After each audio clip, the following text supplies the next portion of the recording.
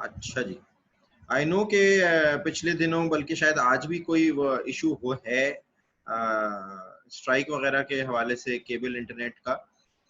लेकिन ये कि मैं रिकॉर्ड ये कर रहा हूँ, जो स्टूडेंट नहीं अटेंड कर सकेगा वो देख लेगा, यूट्यूब पे अपलोड करके कर दूंगा मैं। ठीक है, वो जो एक इशू हुआ था वो तो अब हमें पता ही नहीं था कि इशू हो जाएगा इंटरनेट के हवाले से।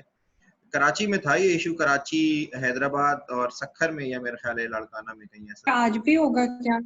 पता नहीं, मैं ज्यादा खबरों को मतलब देखता नहीं हूँ, तो इसलिए मुझे पता नहीं है। लेकिन हाँ, कल जब मैंने देखा था तो मुझे कुछ पता चला था कि कुछ है ऐसा। अच्छा। ठीक है, तो let's start this guidelines, principles and theories. हमने पहले, अच्छा कई बातें तो हम लोग क्योंकि कोशिश ये करते हैं जब इंट्रोडक्शन कर रहे हो कोर्स का, तो उसमें बहुत सारी चीजें ऐसी हैं जिनको हम एक्सप्लोर कर लें ऑलरेडी, क्योंकि वही बेसिकली जो कोर्स के हवाले से हमारा इंटरेस्ट क्रिएट करता है कि जब हम इंट्रोडक्शन में बात कर रहे हो तो हम उसमें जरा सी डिटेल लेवल डिस्कशन कर लें, तो काफी सारी चीजें हम कवर कर लेते हैं। तो कई चीजें ऐसी हैं जो कि हमने पिछली क्लासेस में कवर भी कर ली हैं, but we will go through it so that वो लोग जो लेक्चर रिकॉर्डेड देखेंगे उनकी आसानी भी हो जाए। ठीक है, तो गाइडलाइंस, प्रिंसिपल्स एंड थ्योरीज होती क्या है? Guidelines obviously they are low level focused advice about good practices and cautions against dangers.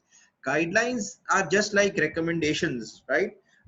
Again, which you can follow or which you cannot follow. They are low level focused advice about good practices. There are always instances where companies, they top of the line companies, they come up with these guidelines. They are not rule of thumb, they are just guidelines for anyone who wish to come up with some good interface. They can follow those particular guidelines, or usually those guidelines are again, they come after years of experiences, after years of practices, and after years of research sometimes. So these are guidelines. Principles, they are mid-level strategies or rules to analyze and compare design alternatives. Principles, again, we have several different principles in terms of design as well. Balance का, for example, centre कैसे रखेंगे, statics की कुछ principles हैं, या mid level strategies. ये भी कोई हार्ड एंड फास्ट नहीं होता कि आप हर प्रिंसिपल को हर जगह फॉलो कर रहे होते हैं। There are times, then there are situations where you would क्या कहते हैं उसको, you would analyze the cost and benefit of each principle, of using each principle, and then you would choose accordingly. ठीक है, theories are high level, widely applicable frameworks to draw on during design and evaluation, as well as to support communication and teaching. Theories, they can also be predictive, such as those for pointing times by individuals or posting rates for community discussions. Theories जो होती हैं ये बनती हैं जब आप बहुत अरसे तक गाइडलाइंस और प्रिंसिपल्स जो है वो फॉलो करते रहें, and something becomes again something that is widely applicable. ठीक है, something that takes the shape of a framework, and you can depend on that framework during design and evaluation, या फिर आप जब कम्युनिकेशन कर रहे हो या डिजाइन के हवाले से किसी को ट्रेन कर रहे हो, उस वक्त आप थ्योरीज जो हैं वो इस्तेमाल करते हैं.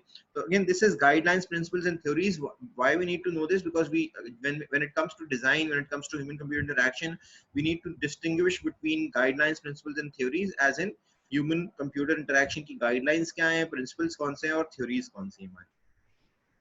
ठीक है, तो एक्सप्लेन तो हमने कर लिया है, just little more detail.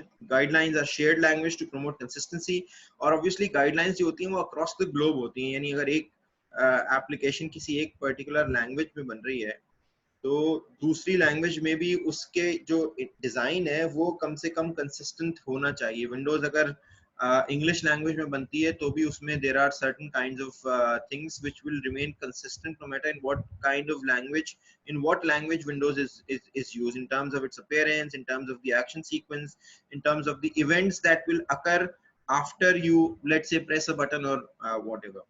Again, they are too specific, incomplete, hard to apply, and sometimes wrong. Critics जो है वो ये कहते हैं कि जी there can be too hard to apply and they can be sometimes wrong. Yes, they can be, because again these are only guidelines. These are only guidelines, and guidelines we just saw, they are low level focused advice about good practices. तो good practices का issue ये होता है कि it can always change.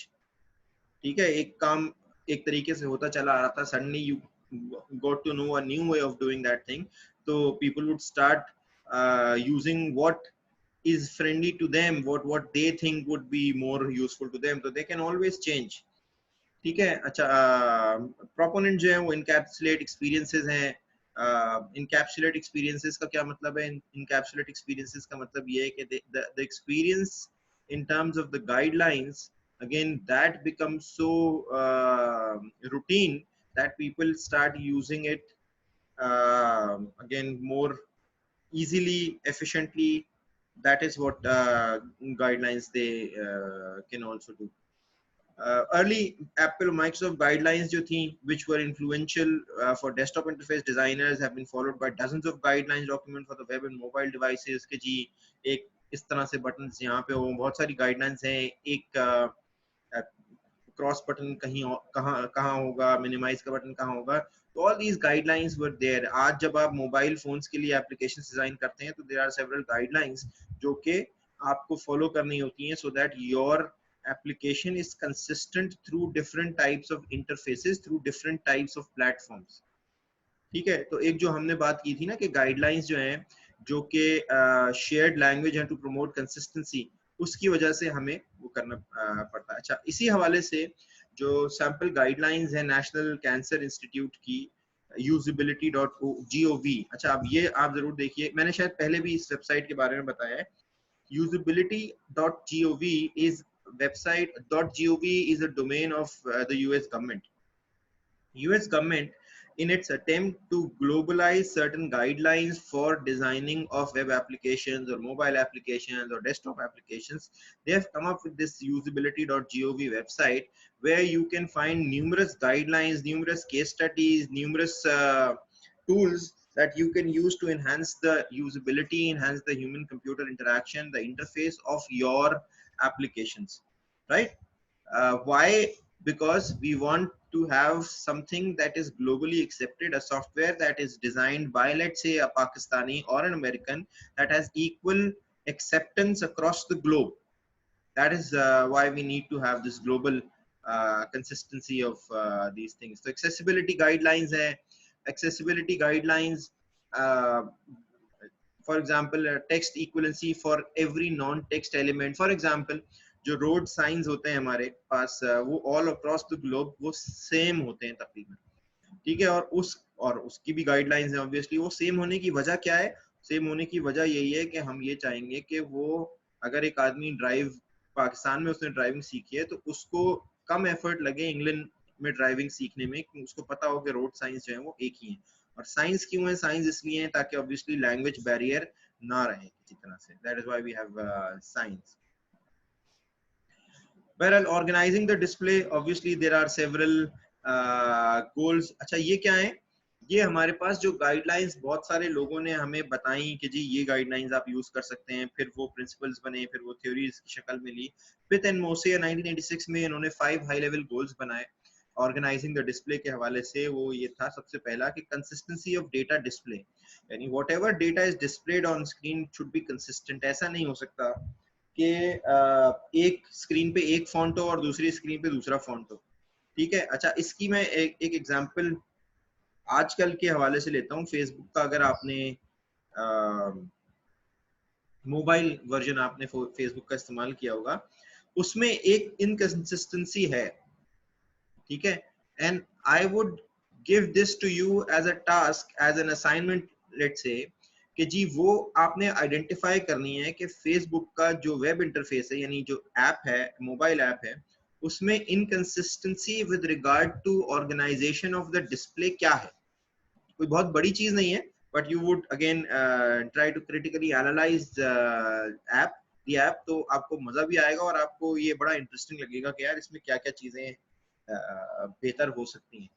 ठीक है. तो ये क्लियर है कि एक टास्क मैंने आपको दिया है. क्या टास्क दिया है?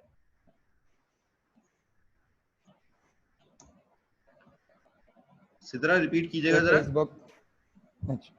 सर फेसबुक का आपने बताया कि इनकंसिस्टेंसी जो है उसकी ऑर्गेनाइजिंग द डिस्प्ले के हवाले से फाइंड आउट करनी है.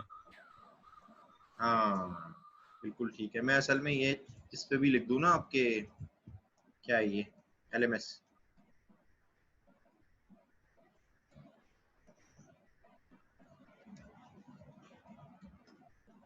LMS पे एक टास्क क्रिएट कर देता हूँ ताकि आप लोगों को भी आसानी हो जाएगी ना असाइनमेंट में।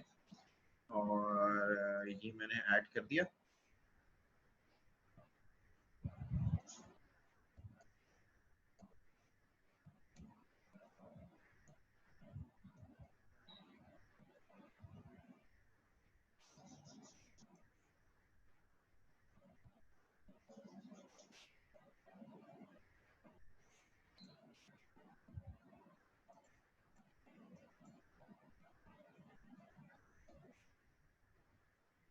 बस कुछ भी नहीं, आपको सिर्फ आप एक स्क्रीनशॉट लेके और उस पे कोई सर्कल कर सकते हैं और उसके बाद उसको जब आप क्लास में आएंगे नेक्स्ट क्लास में तो आप उसको एक्सप्लेन कर दीजिएगा। ठीक है, तो ये मैं आपके लिए इसकी डेट कर रहा हूँ मंडे तक। ठीक है, ठीक है सर।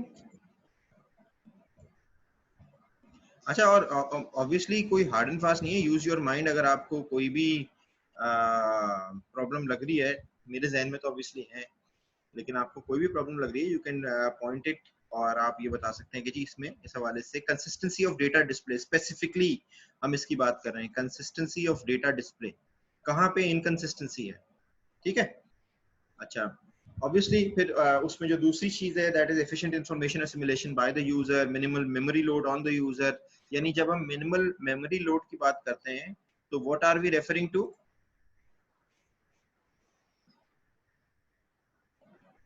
हमने, आपको याद होगा, एक डिस्कशन किया था छोटा सा विजिबिलिटी के हवाले से, और विजिबिलिटी में हमने रिकॉग्निशन और रिकॉल की बात की थी। किसी को याद है? Reeba, yes sir. क्या था वो? सर याद। अच्छा, विजिबिलिटी क्या होती है? Sir, basically visibility is what you see on the web या on the front end, मतलब कि आपकी जो आपको, जैसे आप कहीं वेबसाइट पे जाते हैं तो कैसा टेक्स्ट यूज हुआ है, कैसी पिक्चर्स यूज हुई हैं, बिल्कुल ठीक है उसकी सर, जो नेविगेशन बार हो गई, ये सारी बिल्कुल चीजें ठीक है। होंगी। अभी जैसे आपको स्क्रीन पे मैंने माइक्रोसॉफ्ट पावर पॉइंट में ये स्लाइड्स ओपन की हुई हैं, तो आपको स्क्रीन पे ये सारे ऑप्शंस नजर आ रहे हैं, लेआउट, रीसेट, बोल्ड। मैं जिस पे माउस लेके जा रहा हूँ वो मैं रीड आउट कर रहा हूँ। ठीक है, स्ट्राइक आउट और text shadow, strike through, etcetera etcetera, ये सारे ऑप्शंस नजर आ रहे हैं ना आपको, यानी they are all visible to me. आप में से अगर किसी ने माइक्रोसॉफ्ट ऑफिस का पुराना वर्जन इस्तेमाल किया हो जिसमें ये रिबन्स नहीं होते थे, उसमें क्या होता था? रिबन्स ड्रॉप नहीं होते डाउन, थे सर। ड्रॉप डाउन मेन्यूज होते थे, अच्छा, याद है? जब ड्रॉप डाउन मेन्यूज हुआ करते थे। Home insert. ठीक जी है, सर, चलो हम खैर, होम में क्लिक करते थे तो फिर वो नीचे आता था सर। हाँ, आप क्लिक करते थे फिर वो नीचे आते थे। अच्छा, होता क्या था, आप काम तो वहां पे भी होता था, लेकिन विजिबिलिटी में, विजिबिलिटी वहां पे भी थी, मगर वहां पे आपको बजाय इसके कि आइकॉन सामने नजर आता था विच इज रिकग्निशन, आपको रिकॉल करना पड़ता था कि अगर मुझे कोई बोल्ड का आइकॉन देखना है तो वो बोल्ड का आइकॉन कहाँ पे मिलेगा मुझे, यानी बोल्ड का ऑप्शन जो है वो किस पर्टिकुलर ड्रॉप डाउन मेन्यू में मुझे मिलेगा। अभी तो मेरे सामने सारे नजर आ जाते हैं ना, मुझे वहां पे ढूंढना पड़ता था कि जी कहाँ कहाँ पे है। अब यहाँ पे भी ढूंढना पड़ता है चलो, लेकिन ये कि मेरे सामने काफी सारी चीजें हैं मौजूद, और फिर ये एक फ्लेक्सिबिलिटी है मेरे पास कि मैं अपनी मर्जी से जो आइकॉन्स या जो ऑप्शंस में इस्तेमाल करता हूँ उनका एक अपना नया रिबन खुद भी बना सकता हूँ अपने नाम का। ठीक है, तो इसका मतलब ये हुआ कि जब जब यूजर पे मेमोरी लोड कम से कम होगा तो उसके लिए जो भी इंटरफेस वो इस्तेमाल कर रहा है वो इस्तेमाल करना आसान हो जाएगा। And that is what Smith and Mosset says, that minimal memory load on the user. User को याद करने के लिए कम से कम चीजें आप हमें देनी। ठीक है, अच्छा, compatibility of data display with फिर तो डेटा। बेसिकली इफेक्टिवनेस और एफिशिएंसी ज्यादा इंक्रीज हो गई ना। नहीं देखो, ये this is beyond effectiveness and this is beyond efficiency. जब हम विजिबिलिटी की बात करते हैं ना, तो विजिबिलिटी में रिकग्निशन और recall, they are preconditions to again effectiveness and efficiency. अब प्री कंडीशंस का क्या मतलब हुआ? एफिशिएंसी मैं उसी वक्त अचीव कर सकता हूँ ना, मेरी एप्लीकेशन बड़ी जबरदस्त है, ठीक है, यानी एप्लीकेशन काम करने में टाइम नहीं लगाती, लेकिन एप्लीकेशन, समझ रहे हो मेरी बात समझ रहे हो, एप्लीकेशन काम करने में टाइम नहीं लगाती का मतलब ये है कि जी सर। एप्लीकेशन का जो इंटरनल फंक्शन है वो बहुत ही जबरदस्त तरह से ऑप्टिमाइज्ड है, लेकिन उसका जो डिस्प्ले है वो यूजर के साथ इंटरेक्ट करने में टाइम लगा देता है। तो ओवरऑल जो एक्सपीरियंस है ना वो एफिशिएंट नहीं होगा। अच्छा, कैसे मैं समझा इसको सर। एफिशिएंट बना सकता हूँ, यानी जो एफिशिएंसी मेरी एप्लीकेशन की है मैं यूजर को उतना एफिशिएंट कैसे बना सकता हूँ। अच्छा, ये मेरी जिम्मेदारी है, ये यूजर का कसूर नहीं है कि वो अपने किसी भी वजह से मेरी एप्लीकेशन की एफिशिएंसी को या मेरी एप्लीकेशन के फुल पोटेंशियल को यूटिलाइज नहीं कर पा रहा। ठीक है, तो I would make sure that I would जी put sir. minimum memory load on the user and give options in front of the user so that the user can use my system efficiently as well. बात आई समझ जी में? Sir. जी sir. ठीक है, तो आगे बढ़ते हैं। यानी compatibility of data display with data entry, again जितना हो सकता है अगर आपका डेटा डिस्प्ले और डेटा एंट्री compatible हो, obviously that would help the users get immediate feedback and would again engage the user with the system as well. Flexibility for user control of data display, यानी जैसे हमने अभी बात की कि data display जो अगर यूजर के पास फ्लेक्सिबिलिटी है उसको डिस्प्ले को कंट्रोल करने की किसी भी तरह की, तो user would like to control कि वो कौन से ऑप्शंस देखना चाहता है, वो कौन सा डेटा देखना चाहता है स्क्रीन पे, and that is where customisation comes in. Customisation जो है वो यूजर को एम्पावर करती है किसी भी सिस्टम पे, and that is what the user likes. तो ये 5 हाई लेवल गोल्स थे जो कि ऑर्गेनाइजिंग डिस्प्ले के हवाले से स्मिथ एंड मॉर्सन ने 86 में दिए थे। आज हम ये डिस्प्लेस जो हैं, ये जो गोल्स हैं, ये हम मोबाइल फोन्स में जब हम आइकॉन्स की के जो रीऑर्गेनाइजेशन होती है उसको यूजर को देते हैं, और हम ने जो आइकॉन्स बनाए हुए हैं बेसिकली वो इसीलिए बनाए कि मेमोरी लोड कम हो। हम जो आइकॉन्स को रीऑर्डर करने का ऑप्शन दे देते हैं कि कोई भी आइकॉन कहीं से भी पकड़ के कहीं भी रख सकता है यूजर को। Flexibility for user control of data display कि जी उसकी मर्जी, उसने अगर मैं डेस्कटॉप की बात कर रहा हूँ, उसने अगर राइट कॉलम बना लिया, उसने कहा कि जी ये वो चीजें जिन पे मैं काम कर रहा हूँ अभी, और उसने टॉप रो बना ली कि ये वो चीजें जिन पे मैं काम कंप्लीट कर चुका हूँ, और जो बॉटम रो है वो बना ली, उसने कहा कि ये वो चीजें जिन पे मैं कल काम करूंगा। तो ये उसको फ्लेक्सिबिलिटी दे रही है ना of how the data is represented. जैसे आप अपने डेस्कटॉप पे फाइल्स रखते हैं बेसिकली कि जी एक जगह वो फाइल्स रख दी जिन पे अभी काम कर रहे हैं, एक जगह वो रख दी जिन पे कल करेंगे, एक जगह वो रख दी जिन पे परसों किया था या बाद में करेंगे, एक्सेट्रा। क्लियर है? जी सर। लेकिन obviously there are certain constraints जो कि mobile human computer interaction design की वजह से आई हमारे सामने, और वो कंस्ट्रेंट्स थे कि जी मोबाइल फोन में स्क्रीन साइज स्मॉलर। अच्छा, ये कंस्ट्रेंट भी था मेरे ख्याल से, ये कंस्ट्रेंट भी था और ये अपॉर्चुनिटी भी थी to come up with new design guidelines and new principles and new theories, and that is what actually happened afterwards कि जी इन कंस्ट्रेंट्स की वजह से हमने बहुत सारी चीजों में बहुत ज्यादा डेवलपमेंट की।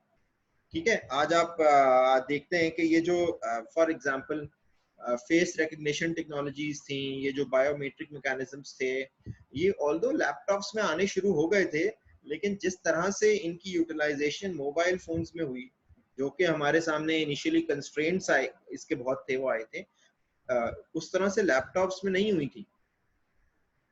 Would you agree with this? Sir समझ नहीं आया आपने जैसे क्या कहा, समझ में नहीं आया? अच्छा, मैं ये कह रहा हूँ कि देखो mobile human computer interaction designs constraints तो बहुत थे क्योंकि स्क्रीन छोटी थी, टच डेटा पे जब आप एंटर करते थे तो बहुत सारे एरर्स होते थे। मुझे अभी भी याद है, मैंने जब अपना पहला टच स्क्रीन फोन लिया था पाकिस्तान में, पहला जब लॉन्च हुआ था, सैमसंग स्टार नाम था उसका। तो मैं जब वो फोन लेके आया, दिस वाज बैक इन 2007, मैं जब वो फोन लेके आया तो मुझसे इस्तेमाल नहीं हुआ। मैंने लिया इसलिए था कि यार बीइंग अ कंप्यूटर साइंटिस्ट, मैंने कहा कि यार मुझे तो ये इस्तेमाल करके देखना चाहिए। लेकिन जब मैं लेके आया मुझसे इस्तेमाल नहीं हुआ, और मैंने नया का नया वो 2000 रुपए कम पे उसको वापस दिया, और फिर वो नोकिया E72 या पता नहीं E63 था, वो फोन लिया। तो टच डेटा एंट्री, क्योंकि उस वक्त इतनी टेक्नोलॉजी मेच्योर हुई नहीं थी, एरर्स आ रहे थे, बैटरी पावर की लिमिटेशंस थी। आज आप वो बैटरी पावर फोन लेना चाहते हैं जिसकी बैटरी ज्यादा हो, जो पुराने फोन्स थे जिनके डिस्प्लेस जो थे वो छोटे थे, सिम्बियन फोन्स की बात कर रहा हूँ मैं, उनकी बैटरीज छोटी होती थी लेकिन वो लंबा चलती थी।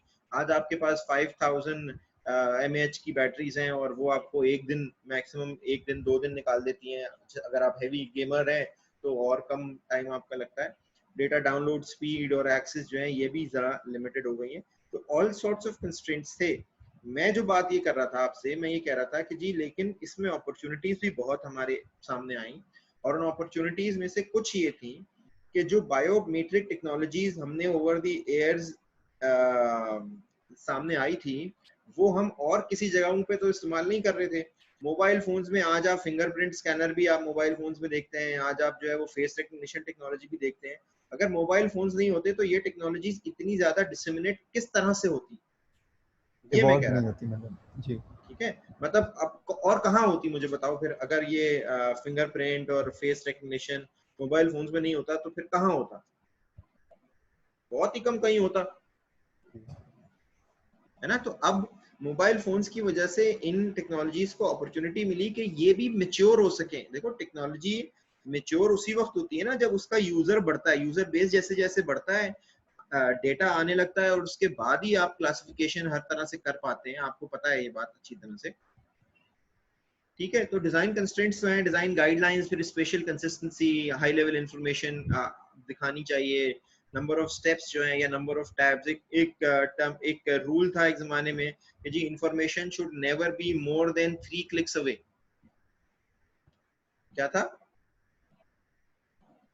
Information should never be 3 clicks away. Information should never be more than 3 clicks away. ठीक है। अच्छा, अब हम मोबाइल फोन पे आए, हम कहते हैं यार 3 क्लिक भी बहुत है भाई, एक क्लिक में ही मिल जाए अगर हमें वो इन्फॉर्मेशन जो हमें चाहिए, या ज्यादा से ज्यादा 2 क्लिक्स हो जाएं। तो हम कोशिश ये की इन मोबाइल फोन्स के हवाले से, जब हमने डिजाइन बनाए तो ये कोशिश की कि नंबर ऑफ स्टेप्स भी मिनिमम हो, डेटा एंट्री भी मिनिमाइज की जा सके। और इसी वजह से जो मिनिमाइजिंग डेटा एंट्री है, इसी वजह से जो प्रिडिक्टिव सर्चेस बनी और प्रिडिक्टिव टेक्स्ट का यूज सर्चेस में बना, सो दैट यूजर को हम एक यूजेबल इंटरफेस प्रोवाइड कर सकें, ताकि वो टाइप इन उसको, क्योंकि मोबाइल पे टाइप करना मुश्किल होता है, मतलब as in comparison to a keyboard, a physical keyboard, mobile keyboard क्योंकि स्क्रीन साइज छोटा है, बहुत सारे कंस्ट्रेंट्स हैं, कॉन्टेक्स्ट डिफरेंट है, तो उस पर टाइप इन करना मुश्किल होता है। इसलिए मिनिमाइजिंग डेटा एंट्री, और जब मैं ये कहता हूँ ना कि प्रॉब्लम्स तो बहुत थे, लेकिन इन प्रॉब्लम्स की वजह से टेक्नोलॉजिकल डेवलपमेंट्स बहुत हुई, और इस वजह से फिर वो प्रिडिक्टिव टेक्स्ट हमारे सामने आया, और बहुत सारी ऐसी चीजें जैसे वॉइस इनपुट कमांड्स हैं, अब लोग जो है वो इस्तेमाल करते हैं मोबाइल फोन्स पर टाइप करने के लिए, पूरी पूरी कहानियां जो है वो लिख देते हैं बोल के, तो उसमें बहुत ज्यादा इंप्रूवमेंट हुई। ठीक है, तो मोबाइल HCI डिजाइन में कंस्ट्रेंट्स और गाइडलाइंस उनकी फिर आती रही हमारे पास। यूजर अटेंशन, मैंने कहा था शुरू में कि हम इसकी भी बात करेंगे कि जी getting the users attention and what are the aspects and what are the attributes of getting the users attention. One is intensity. Intensity क्या होती है?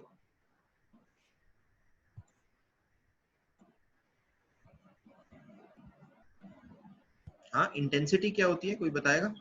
गोहिर? सर शिद्दत, शिद्दत को बोलते हैं। ओह, शिद्दत। शिद्दत, इस कदर शिद्दत से मैंने तुम्हें क्या क्या था वो? हाँ जी सर, अच्छा, इसी तरह है। ठीक है। नहीं, लेकिन in terms of getting users attention and in terms of human computer interaction, in terms of design, what would intensity mean? Sir कि अटेंशन किस तरह से ग्रैब करती है वो चीज। Attention किस तरह से grab करती है? एज एन इंटेंसिटी उसकी डिटरमिन करेगी कि आपकी अटेंशन ग्रैब होगी कि नहीं। अच्छा, बेसिकली देखो इंटेंसिटी जो है वो तो हम कलर की जो एक प्रॉपर्टी है उसको कहते हैं कि जी जो विविडनेस या जो स्ट्रेंथ प्रोवाइड करती है, और that is what intensity is all about. User की अटेंशन को ऑब्टेन करने के लिए हमें इंटेंसिटी का ख्याल रखना जरूरी होता है। ठीक है, और बेसिकली इंटेंसिटी यही है। ठीक है, शिद्दत, कलर की शिद्दत क्या होती है, इंटेंसिटी, ल्यूमिनोसिटी, ये वो टर्मिनोलॉजीज हैं जो कि हम मल्टीमीडिया में इस्तेमाल करते हैं, और कलर इंटेंसिटी, कलर ल्यूमिनोसिटी, ये टर्मिनोलॉजीज है जो कि इस्तेमाल करते हैं। मार्किंग, मार्किंग हम कहते हैं कि किसी भी पर्टिकुलर एरिया को जो कि एक इम्पोर्टेंट एरिया है for a user to access और यूजर की विजिबल जो स्पेस है उसमें आएगा, वी नो कि जी वो कौन सा एरिया है। साइज, साइज के हवाले से देयर इज अ लॉ जिसको हम कहते हैं फिट्स लॉ।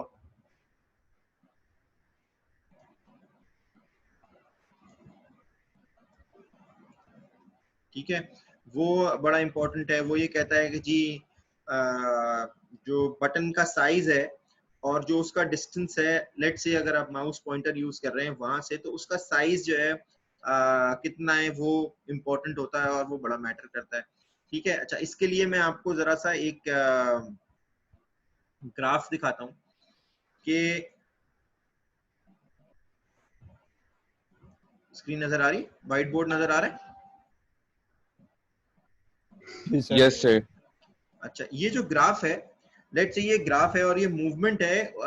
आप जब किसी भी पर्टिकुलर ऑब्जेक्ट को, लेट से ये वो ऑब्जेक्ट है, मैं एक मिनट, ये वो ऑब्जेक्ट है जो कि जिनकी तरफ मैं माउस, लेट से ये बटन्स हैं और इन ऑब्जेक्ट्स को मैं क्लिक करना चाहता हूं। ठीक है, और मेरा माउस की जो स्टार्टिंग पोजीशन है, माउस की मेरी स्टार्टिंग पोजीशन ये है, या चलें इसको छोड़ें, ये है मेरी माउस की स्टार्टिंग पोजीशन। नजर आ रही है ये स्टार्टिंग पोजीशन? जी सर। ठीक है, अच्छा अब मुझे सिर्फ ये बताइए कि आपको क्या लगता है कि मैं जब अपना माउस इस पर्टिकुलर पोजीशन से लेके जाऊंगा इधर, तो इनमें से कौन सा जो बटन है उसको आसानी से, सबसे आसानी से क्लिक कर पाऊंगा, यानी किसको क्लिक करने में सबसे कम टाइम लगेगा? थर्ड वाला फ्रॉम द टॉप। मैं, आप कहते हैं तो आप नहीं भी कहें, मैं इसको नंबर भी दे देता हूं, यानी ये 1 कर लें, ये 2 कर लें, ये 3 कर लें, सर 2। ये 4 अच्छा कर नहीं, लें, 3 ये 5 कर लें। सर ठीक है, 3। मैं यहां से यहां लेके जाऊंगा सबसे पहले, और सबसे सबसे ज्यादा मुश्किल किस में होगी? 4। और सबसे ज्यादा मुश्किल 4 में होगी। क्यों होगी ये मुश्किल? अच्छा, अब इसका ग्राफ बनाए ना, अगर आप इसकी मूवमेंट का ग्राफ बनाए तो इसकी मूवमेंट का ग्राफ अचानक यूं होगा, जैसे अगर मैं, लेट से मैं 3 को क्लिक करने जा रहा हूं तो उसकी मूवमेंट का ग्राफ यूं होगा, ये वेलोसिटी है, ठीक है, और ये जो पॉइंट है एक्यूरेसी है, टाइम है, ठीक है, ये है, तो इसकी मूवमेंट जो है वो ये होगी, इस तरह की मूवमेंट होगी 3। ठीक है, ये 3 के लिए ग्राफ बन जाएगा। मैं अंदाजे से बना रहा हूं वैसे, लेकिन हो सकता है इसी तरह का बनेगा। अगर मैं 4 को क्लिक करने जाऊंगा तो इसका ग्राफ कैसा बनेगा? यानी ये वो पॉइंट है जहां पे मैं क्लिक कर लूंगा 3 को। ठीक है, थोड़ा अब फ्लैट होगा ज्यादा। मैं 4 का बनाऊंगा तो 4 का ऐसे बनेगा। ये वो पॉइंट है जहां पे मैं 4 को क्लिक करूंगा। क्यों? क्योंकि मैं माउस यहां से यहां लेके जाऊंगा, फिर यहां पहुंच के एडजस्ट करूंगा, यार ये इधर लेके आना है मुझे। अच्छा, ये मैं आपको बता क्यों रहा हूं? इसी तरह से 1 2 3 4 मैंने 2 एक्सट्रीम्स ले ली आपको बताने के लिए। इसी तरह से ये मैं आपको बता क्यों रहा हूं कि हम, जब हमने अभी क्योंकि साइज की बात कर रहे थे ना, ये हम जो बात कर रहे थे बेसिकली, हम तो बात कर रहे थे कि जो साइज है और फिट्स लॉस में, ये जो मैं आपको बता रहा था बेसिकली ये फिट्स लॉ है। ठीक है, और इसकी अपनी एक ऑब्वियसली एक मैथमेटिकल इक्वेशन है। अभी हम मैथमेटिकल इक्वेशन में नहीं जा रहे, बाद में जाएंगे वो। ठीक है, उसकी एक मैथमेटिकल इक्वेशन है। तो जब हम कोई भी डिजाइन बना रहे हैं तो हमें जो आइकॉन्स हैं, जो बटन्स हैं, उसका किसका साइज क्या होना चाहिए, कौन सा विजिबल होना चाहिए, कौन सा विजिबल नहीं होना चाहिए, ये तो इटसेल्फ एक ट्रेड ऑफ है जिसकी हमने पहले बात की। ठीक है, विजिबल कौन सा, यानी रिकग्निशन किसके लिए जरूरी है, रिकॉल किसके लिए जरूरी है, साइज किसका क्या होना चाहिए, ये सारी चीजें यूजर की अटेंशन को एक्वायर करने में बड़ी इंपॉर्टेंट रोल्स प्ले करती हैं। ठीक है, आगे चलते हैं। चॉइस ऑफ फॉन्ट्स, ये जो दुनिया में एक जमाना था, मैं बहुत पुराना नहीं हूँ, ये तो अगर मैं आपको सही बताऊं, कोई 3-4 साल पहले शकील खोजा साहब ने मुझसे कहा कि भाई तुम HCI पढ़ाओगे। मैंने कहा सर मैंने HCI में एक मलेशिया के प्रोफेसर आए थे, उनके साथ थोड़ा सा काम किया है लेकिन पढ़ाया नहीं है कभी। तो मैंने कहा हाँ मैं जरूर पढ़ाऊंगा, मैं कोशिश करता हूँ मैं इसको पढ़ाऊँ। अच्छा जब मैं मतलब शुरू हुआ पढ़ना, तो शुरू में मुझे ऐसा लगता था कि यार ये इतने सारे फॉन्ट्स हैं क्यों। ठीक है, अब भाई लोगों को अपनी बात कहनी है तो किस तरह से कह सकते हैं। चॉइस ऑफ फॉन्ट जो है ना वो इतनी ज्यादा मैटर करती है। मैं आपको एक एग्जांपल दिखाता हूँ। ठीक है, अच्छा अब ये मुझे बताइएगा कि एक इमेज है मैं आपके साथ शेयर कर रहा हूँ।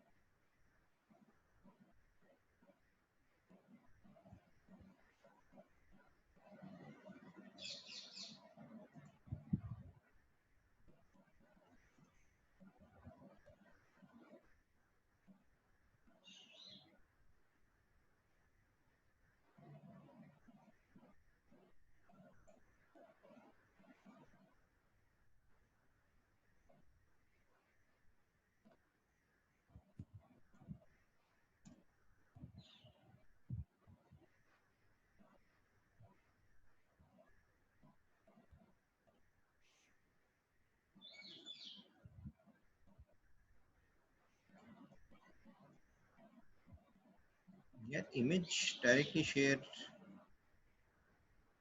होगा क्या?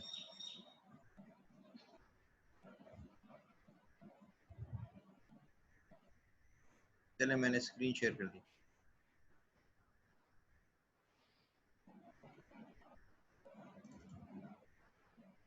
स्क्रीन नजर आ रही है? सर ब्लैक आ रही है। जी सर।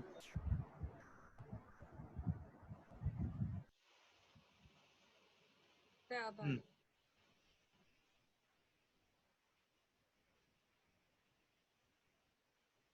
ठीक है, मेरा ख्याल है कि ये हमें समझाने के लिए काफी है कि फॉन्ट मैटर्स। जी सर। जी सर। सर एक डेथ थ्रेट है और एक जो है वो ठीक है, अच्छा अब ये फॉन्ट में इतनी इंफॉर्मेशन आपने फौरन कह दिया, एक डेथ थ्रेट है और एक जो है वो I will always find you, कि मतलब एक केयरिंग स्टेटमेंट है। ये इतनी इंफॉर्मेशन फॉन्ट में होती है। हमें again being a design student हमें यह समझना पड़ेगा कि जी फॉन्ट में इतनी इंफॉर्मेशन, बल्कि इससे ज्यादा इंफॉर्मेशन होती है। हम जो ये समझ रहे होते हैं ना अपनी रिपोर्ट्स में, यार ये टीएनआर का क्या पंगा है, ये टाइम्स न्यू रोमन के अलावा जो और थोमा और फॉन्ट्स हैं यही क्यों इस्तेमाल करने हैं। भाई फॉन्ट्स में ये इंफॉर्मेशन बिल्ट इन होती है हमें ओवर द इयर्स, क्योंकि कुछ यूनिवर्सल रूल्स बने फॉन्ट्स के हवाले से। हमें ये पता है कि जी फॉन्ट्स कौन से किस वक्त इस्तेमाल कर रहे हैं, कैसे इस्तेमाल करने हैं, और किस फॉन्ट को इस्तेमाल करने से क्या इम्पैक्ट क्रिएट हो सकता है। ठीक है, तो font matters again. I hope कि ये अब आपके लिए शायद आप कभी भूलें नहीं कि फॉन्ट जो है उसकी इंपॉर्टेंस है क्या। ठीक है, फिर इन्वर्स वीडियो जी अभी भी आप जब हम इस्तेमाल कर हम जो जूम में इस्तेमाल करते हैं तो इन्वर्स वीडियो इस्तेमाल करते हैं। क्यों इन्वर्स वीडियो इस्तेमाल करते हैं? यानी मैं अगर अपना राइट हैंड हिलाता हूँ, क्योंकि अगर हम इन्वर्स वीडियो इस्तेमाल नहीं करेंगे ना तो it would look absolutely awkward to all of you. आप करके कभी देखिएगा कि ये कितना मुश्किल लगता है। ब्लिंकिंग, कलर, ऑडियो, ये सारी वो चीजें हैं जो कि हमें यूजर की अटेंशन को ग्रैब करने में, और हमें अटेंशन की क्यों जरूरत होती है। आपको याद होगा हमने अगर कभी कम्युनिकेशन के टूल्स, कम्युनिकेशन की जो रूल्स है वो पढ़े, उसमें सबसे इंपॉर्टेंट रूल होता है गेटिंग द यूजर्स अटेंशन। अगर हम यूजर की अटेंशन एक्वायर करने में कामयाब हो जाते हैं तो हमारी आगे की कम्युनिकेशन अच्छी हो जाती है, आसान हो जाती है। ठीक है, फिर facilitating data entry, similar sequencing of actions, speed learning, fewer inputs action means greater operator productivity and usually less errors. आप यूजर को facilitate करते हैं इन data entry। अगेन यूजर को कोड्स याद नहीं करवाएं, उसको सामने दिखा सकते हैं आप ताकि वो चूज कर सके और उसको आसान हो, specially when you have smaller screens. ठीक है, यूजर्स प्रेफरेंसेस को याद रखें, जैसे जो फॉर्म फिलर्स आते हैं वो आपको याद रखते हैं, आपका फॉर्म खुद ब खुद फिल कर देते हैं, ऑटो फिल के ऑप्शंस जो होते हैं। ये सारे इसीलिए आए हैं ताकि जो यूजर है उसकी डेटा एंट्री को फैसिलिटेट किया जा सके। ठीक है, अच्छा 7:20 हो रहे हैं, ब्रेक ले लेते हैं नमाज का, 15 मिनट के बाद कंटिन्यू करते हैं। ठीक है सर। ठीक है। अच्छा, बाकी लोग जो अभी तक नहीं आए उनको जरा सा जगाएंगे भाई, क्लास में आ जाए।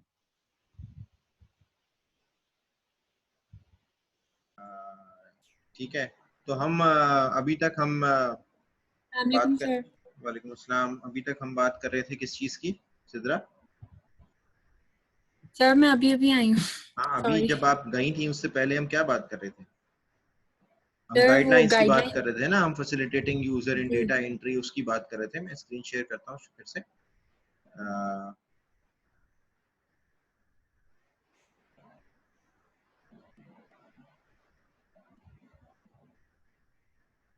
सर, ये आपने आर्टिकल क्या भेजा है? कर लीजिएगा ना बस।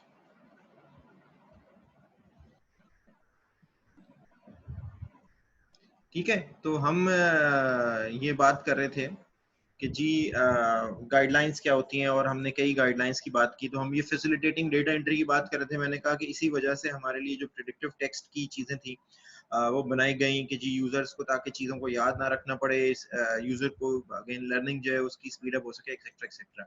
Moving on to principles. Principles क्या होते हैं? प्रिंसिपल्स देखें, गाइडलाइंस जो है वो जरा क्योंकि नैरोली फोकस्ड होती हैं। नैरोली फोकस्ड से मुराद ये कि जी वो उनका जो स्कोप होता है वो थोड़ा होता है। principles they tend to be more fundamental, they tend to be more widely applicable, and obviously enduring.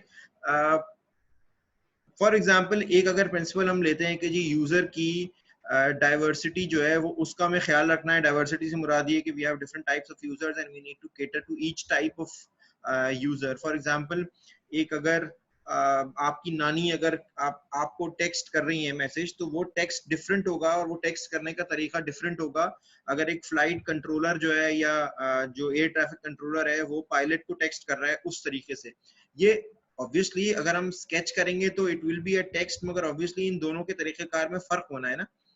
ठीक है, या अगर एक छोटा बच्चा एक गेम खेल रहा है कंप्यूटर पे, तो एक अगर आप किसी रिसर्च जर्नल के हवाले से सर्च कर रहे हैं इंटरनेट पे, तो that would be completely different. तो वी नीड टू नो कि जी जो यूजर है वो कौन है, वो यूजर की फ्रीक्वेंसी ऑफ यूज क्या है, यूजर का गोल क्या है, और अगर एरर हो जाता है तो उसका इम्पैक्ट क्या है। ठीक है, एरर होना एक बच्चे के गेम में is different than an error होना in air traffic control system. ठीक है, ऑब्वियसली ऐसा नहीं हो सकता कि एक सिंगल डिजाइन जो है वो हर यूजर के लिए बना दिया जाए और हर यूजर अपने हिसाब से उसको कैरेक्टराइज कर ले और हर सिचुएशन के हिसाब से उसको अगेन इतना फ्लेक्सिबल हो वो सिस्टम के, अपने सिस्टम के हिसाब से उसको वो चेंज कर ले। तो obviously there is a wide variety of individual differences that a designer must be able to address, और यूजर के स्किल लेवल्स को उसे एडजस्ट करना है, उसे मतलब अकोमोडेट करना है, उसे यूजर के टास्क की प्रोफाइलिंग करनी है, उसे यूजर की नीड्स को कैटेगराइज करना है, एक्सेट्रा एक्सेट्रा।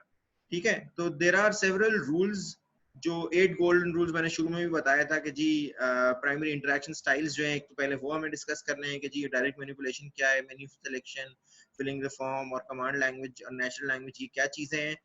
कुछ गोल्डन रूल्स हैं ऑफ इंटरफेस डिजाइन, ये हम देखते हैं कि ये क्या क्या है। ठीक है, तो ये मैंने बात कर ली, how do you prevent errors and automation and human control, ये क्या चीजें हैं। तो once determine this user skill level, ठीक है, ये जो पहला प्रिंसिपल है ना, नो थाई यूजर, ये this was Hansen's 1971 classic list of user engineering principles. उस वक्त की बात है ये, जब हम ये यूजर इंटरफेस डिजाइन और ह्यूमन कंप्यूटर इंटरेक्शन उतनी ज्यादा पॉपुलर थी भी नहीं कि know thy user, it was the first principle in Hansen's 1971 classic list of user engineering principles. ठीक है, अच्छा है तो ये एक आसान सा आइडिया कि जी यूजर के बारे में पता चल जाए आपको, मगर ऑब्वियसली ये कोई इतना आसान काम भी नहीं है। जब आपके पास एक वाइड स्प्रेड ऑडियंस हो, जब आपको पता हो कि जी मेरे जो यूजर हैं वो डिफरेंट एज में भी हैं, जेंडर वाइज भी डिफरेंट हैं, फिजिकली भी उनकी अपनी डिफरेंट कॉग्निटिव एबिलिटीज हैं, उनका educational cultural ethnic background different है, और उनके इस्तेमाल करने के गोल्स किसी भी सिस्टम को वो भी डिफरेंट हैं, तो obviously this is not this does not remain a simple task. ठीक है, तो you need to design goals based on skill levels. आप तीन तरह से यूजर्स को कैटेगराइज कर सकते हैं। मैं अक्सर कम्युनिकेशन में भी ये कहता हूँ, और मेरी यही इसी तरह की कैटेगराइजेशन होती है कम्युनिकेशन में भी, कि जी यूजर तीन तरह का होता है। एक वो जो इलिटरेट यूजर है, एक इलिटरेट इंडिविजुअल है जिससे कम्युनिकेट करना है, जिसको लैंग्वेज नहीं समझ में आती, जिसको आप कुछ लिखा हुआ दिखा दें, इंस्ट्रक्शंस आप बोल्ड में करके लिख दें और फॉन्ट बड़ा अच्छा यूज कर लें, तो उसको कोई फर्क ही नहीं पड़ता उसको, क्योंकि पढ़ना ही नहीं आता। ठीक है, तो एक वो यूजर है। खैर हम यहाँ पे तो नोविस या फर्स्ट टाइम यूजर की बात कर रहे हैं। फिर दूसरा एक यूजर होता है, या हम कम्युनिकेशन में कहते हैं कि जो हमारा ऑडियंस होती है, वो होती है मतलब एक intermediate level, knowledgeable intermediate users हम यहाँ पे कह रहे हैं। एक इंटरमीडिएट लेवल यूजर है जिसको ठीक है बातें तो समझ में आ जाती हैं, लेकिन उसको बिटवीन द लाइंस पढ़ना नहीं आता, या उसको किसी बात के पीछे का मतलब नहीं समझ में आता, यानी उसका कॉन्टेक्स्ट वो समझने से फासिल होता है। वो जो चीजों को है सरफेस वैल्यू पे, सरफेस लेवल पे एक्सपीरियंस कर रहा होता है। और तीसरे जो है वो यहाँ पे एक्सपर्ट फ्रीक्वेंट यूजर्स हैं, यानी जिनको हर चीज के बारे में पता है। ये वो एक्सपर्ट कम्युनिकेटर्स होते हैं जिनको पता, अगर उन्हें किसी चीज के बारे में नहीं भी पता तो उन्हें ये जरूर पता होता है कि इस चीज का मतलब मुझे कहाँ से मिल सकता है। यानी जैसे आप यूजर हैं जो कि इस वक्त सारे अपने वीडियोस बंद किए हुए बैठे हैं, तो मुझे बिल्कुल ही पता नहीं चल रहा कि मैं किससे बात कर रहा हूँ, लेकिन जैसे आप यूजर हैं तो आपने क्या किया कि आपको अगर किसी चीज के बारे में नहीं पता तो क्या करेंगे आप? सर उसके बारे में कहीं ट्यूटोरियल देखेंगे भाई या कुछ आपको इसमें? कम से कम ये जरूर पता है कि किसी चीज के बारे में नहीं पता तो उसके बारे में सर्च कहाँ करना है। यू वुड गूगल इट, आप उसको 100 रिसोर्सेज के थ्रू सर्च कर सकते हैं, आप जान सकते हैं उस चीज के बारे में। ठीक है, तो ये जी सर। मैं इन, और यही है जो एक्सपर्ट फ्रीक्वेंट यूजर्स होते हैं चीजों के, और वो बार बार इस्तेमाल से सीख जाते हैं चीजें, या फिर अगर उन्हें नहीं पता होता तो वो ट्यूटोरियल्स देख लेते हैं, वो वीडियोस देख लेते हैं, और 100 तरह की और रिसोर्सेज हैं जिनसे वो किसी भी अपने स्किल लेवल को बढ़ा लेते हैं to match the requirements basically. ठीक है, ये क्लियर है जो टाइप्स ऑफ यूजर्स हैं? जी सर। ठीक है, अच्छा। जी जी सर। टास्क एनालिसिस में हम HTA भी कहते हैं कहीं पे, हायरार्किकल टास्क एनालिसिस, HTA का एब्रिविएशन लिखा हुआ होता है, बेसिकली टास्क एनालिसिस है। टास्क एनालिसिस होता क्या है? ठीक है, जब आप यूजर प्रोफाइल बना लेते हैं तो डेवलपर को आइडेंटिफाई करना टास्क को, ये बड़ा इंपॉर्टेंट काम होता है। डिजाइनर्स जो हैं वो दे एग्री कि जी the set of task must be determined before design can proceed. Task कौन से? जो यूजर को परफॉर्म करने। ठीक है, अच्छा, लेकिन होता क्या है कि आमतौर से टास्क एनालिसिस जो है ना वो हम इनफॉर्मली कर लेते हैं या इम्प्लिसिटली कर लेते हैं। हम एक्सप्लिसिटली उसको फॉर्मली बहुत ही मुश्किल से करते हैं। ठीक है, अच्छा, अब ये टास्क एनालिसिस जो है इसको करने की भी स्ट्रैटेजीज हैं, लेकिन उन स्ट्रैटेजीज को ऑब्जर्व करने में बड़ा टाइम लगता है। ठीक है, इसमें आपको यूजर्स को ऑब्जर्व करना पड़ता है, यूजर्स को इंटरव्यू करना पड़ता है कि जी ये टास्क जो आप कर रहे हैं उसको करने में आपको कितनी मुश्किल हुई, एक्सेट्रा एक्सेट्रा। ये आसान काम नहीं है। ठीक है, ये बड़ा मुश्किल काम है, क्योंकि आप इसका कोई क्वांटिटेटिव एनालिसिस नहीं कर रहे, क्वांटिटेटिव भी करते हैं लेकिन क्वालिटेटिव एनालिसिस भी कर रहे होते हैं इसका। ठीक है, और इसके बहुत सारे मेथड्स हैं। अगर कोई हाई लेवल टास्क एक्शन है तो वो आप मल्टीपल मिडिल लेवल टास्क में ब्रेक कर सकते हैं, और जिसको और रिफाइन कर सकते हैं एटॉमिक एक्शंस में। एटॉमिक एक्शंस मतलब बहुत छोटे छोटे एक्शंस में ब्रेकअप कर सकते हैं आप किसी बहुत बड़े टास्क को, ताकि आप आसानी से उसका एनालिसिस कर सकें। और फिर ऑब्वियसली आपको ये करना पड़ता है कि most appropriate set of atomic actions choose करें, जो कि एक बड़ा इंपॉर्टेंट और बड़ा मुश्किल टास्क बन जाता है आपके लिए। ठीक है, और अगर एटॉमिक एक्शन छोटा हो जाए तो यूजर फ्रस्ट्रेट हो जाता है कि जी एक काम को करने के लिए इतने छोटे छोटे स्टेप्स क्यों करने पड़ रहे हैं हमें। जबकि हमने जो शुरू में बात की थी वो हमने ये बात की थी कि information should never be 3 clicks away. तो यूजर जो है उसको एक टास्क परफॉर्म करने के लिए बहुत सारे एक्शंस करना भी पसंद नहीं होता। ठीक है, जी सर। तो you need to identify the task और फिर choose an interaction style. Interaction style किसे कहते हैं हम, या क्या होता है इंटरैक्शन स्टाइल? टास्क एनालिसिस आपने कर लिया कि जी टास्क कैसा है, कहाँ होगा, कितना मुश्किल है, एक्शंस कौन कौन से हैं। अब जो डिजाइनर का काम होता है ना वो ये होता है कि वो प्राइमरी, ये जो 3 इंटरैक्शन स्टाइल्स हैं, मतलब प्राइमरी 3 है, हम अभी 5 की बात करेंगे। इनमें से कोई इंटरेक्शन स्टाइल चूज करे based on the users and based on the task analysis.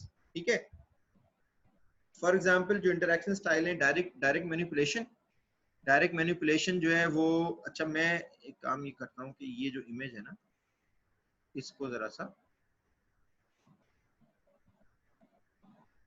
अब नजर आ रहे हैं?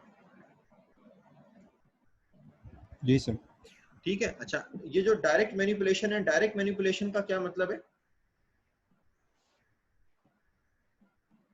यानी ये जो हम आइकॉन्स को ड्रैग एंड ड्रॉप कर लेते हैं, फोल्डर को डबल क्लिक करके ओपन कर लेते हैं, ये डायरेक्ट मैनिपुलेशन है। यानी you have an icon on the screen and you can directly manipulate it using a mouse pointer. यानी और अगर आप मोबाइल फोन की या टैबलेट की बात करते हैं तो आप डायरेक्टली किसी आइकॉन को पकड़ के कहीं रख सकते हैं।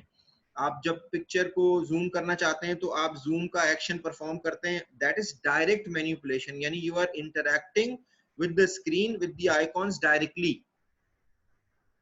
क्लियर हो गई ये बात? डायरेक्ट मैनिपुलेशन समझ में आई? Yes sir. मुस्तफा समझ में आई तुम्हारी? मुस्तफा पूंछला तुम हो भी या नहीं?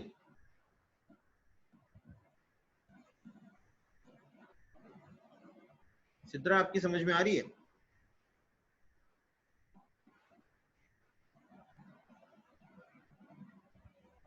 वही है।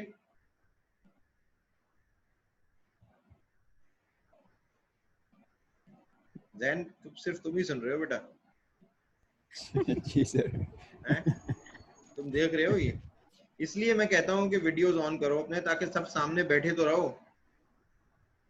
अच्छा पहले खैर वो जो रिकॉर्डिंग में देख लेना। तो बेसिकली डायरेक्ट मैन्यू, और ये मैं पूछ इसलिए रहा हूँ कि समझ में आ गया कि भाई मतलब अगर नहीं आया तो मैं उसको और एक्सप्लेन कर दूं। बहरहाल तो एडवांटेजेस क्या होता है डायरेक्ट मैनिपुलेशन के कि जी आपकी विजिबिलिटी बहुत ज्यादा इंप्रूव हो जाती है आपको, क्योंकि सारी चीजें सामने नजर आ रही हैं, इजी डिटेंशन होती है, एरर्स जो है वो अवॉइड हो जाते हैं। आपको पता होता है जब आप एक फाइल एक पर्टिकुलर फोल्डर से ड्रैग करके दूसरे फोल्डर में ले जाते हैं, आप कॉपी कर सकते हैं तो वहां पे एक आइकॉन डिफरेंट बना हुआ आता है। अगर कॉपी नहीं कर सकते तो वहीं पे ही एक आइकॉन उसके ऊपर बना हुआ आ जाता है कि you can not move it here. तो एरर्स जो है वो आप अवॉइड कर सकते हैं। encourages exploration, highly subjective satisfaction होती है आपको जब आप उसको खुद से कर रहे हैं तो। लेकिन इसके डिसएडवांटेजेस भी हैं ऑब्वियसली, और उनमें से सबसे बड़ा ये है कि it is very hard to program. ठीक है, आसान नहीं है इसको प्रोग्राम करना, and it requires graphical displays and pointing devices. तो हर जगह पे आप ये कर नहीं सकते।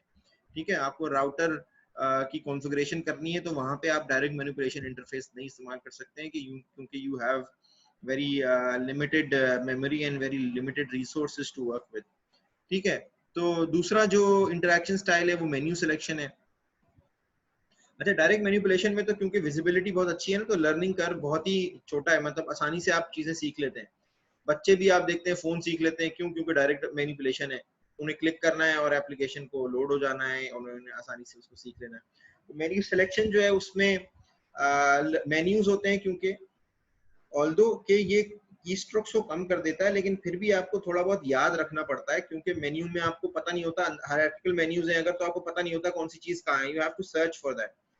ठीक है, तो और ऑब्वियसली फिर ज्यादा मेन्यूज बनाने पड़ते हैं आपको, क्योंकि सब चीजें सामने विजिबल नहीं होती, तो ज्यादा मेन्यूज लाते हैं। तो में slow frequent users, screen space ज्यादा होगी जब आप ज्यादा मेन्यूज लेंगे, तो डिस्प्ले रेट आपको ज्यादा करना पड़ेगा, क्योंकि आप चाहते हैं कि जी वो एक सीमलेस प्रोसेस के तहत नजर आए लोगों यूजर्स को। तो तीसरा जो मेथड है फॉर्म फिल इन है, डेटा एंट्री। फॉर्म आप बना देते हैं किसी चीज का, डेटा एंट्री को बजाय इसके कि आप लेट्स से एक्सेल शीट से कंपेयर कर रहे हैं और एक फॉर्म आपने बना लिया, तो फॉर्म पे ज्यादा आसान है कि आपको पता है कौन सी फील्ड में किस तरह का डेटा डालना है।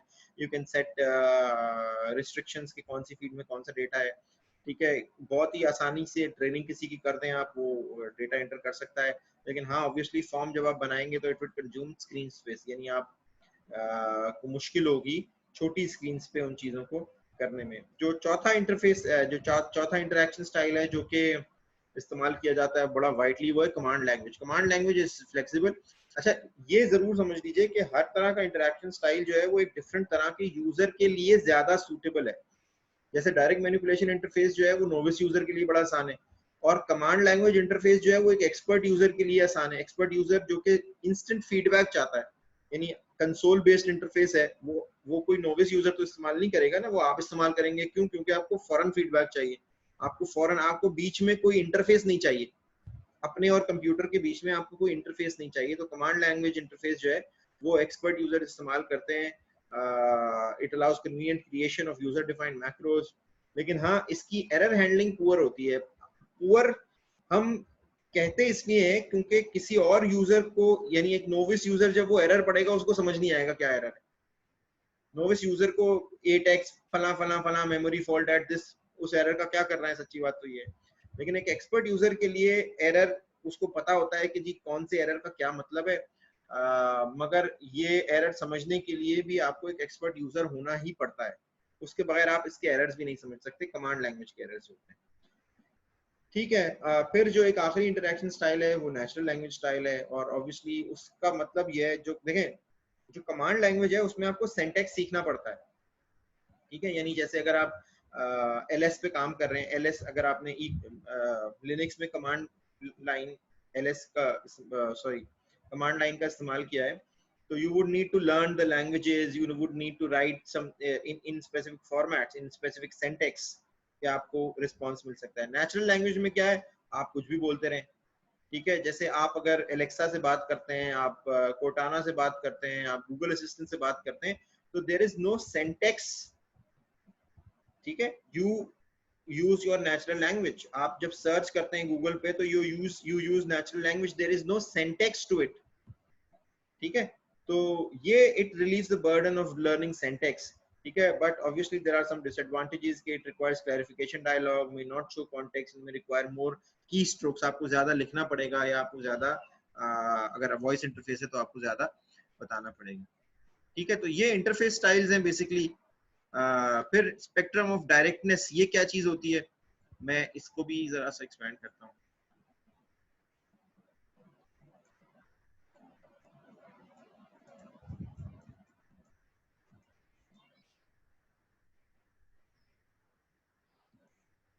ठीक है, अब ये देखें, example of progression towards more direct manipulation, less recall, more recognition.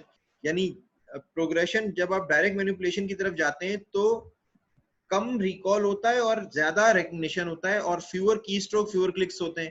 ठीक है, अब और जो डायरेक्ट मैनिपुलेशन है उसमें there is less capability to make errors, क्योंकि कंटेंट जो होता है वो विजिबल होता है। अब कमांड लाइन पे जब आपको डेट लिखनी है तो यहाँ पे तो आप एरर कर सकते हैं ना, ये देखिए ए में।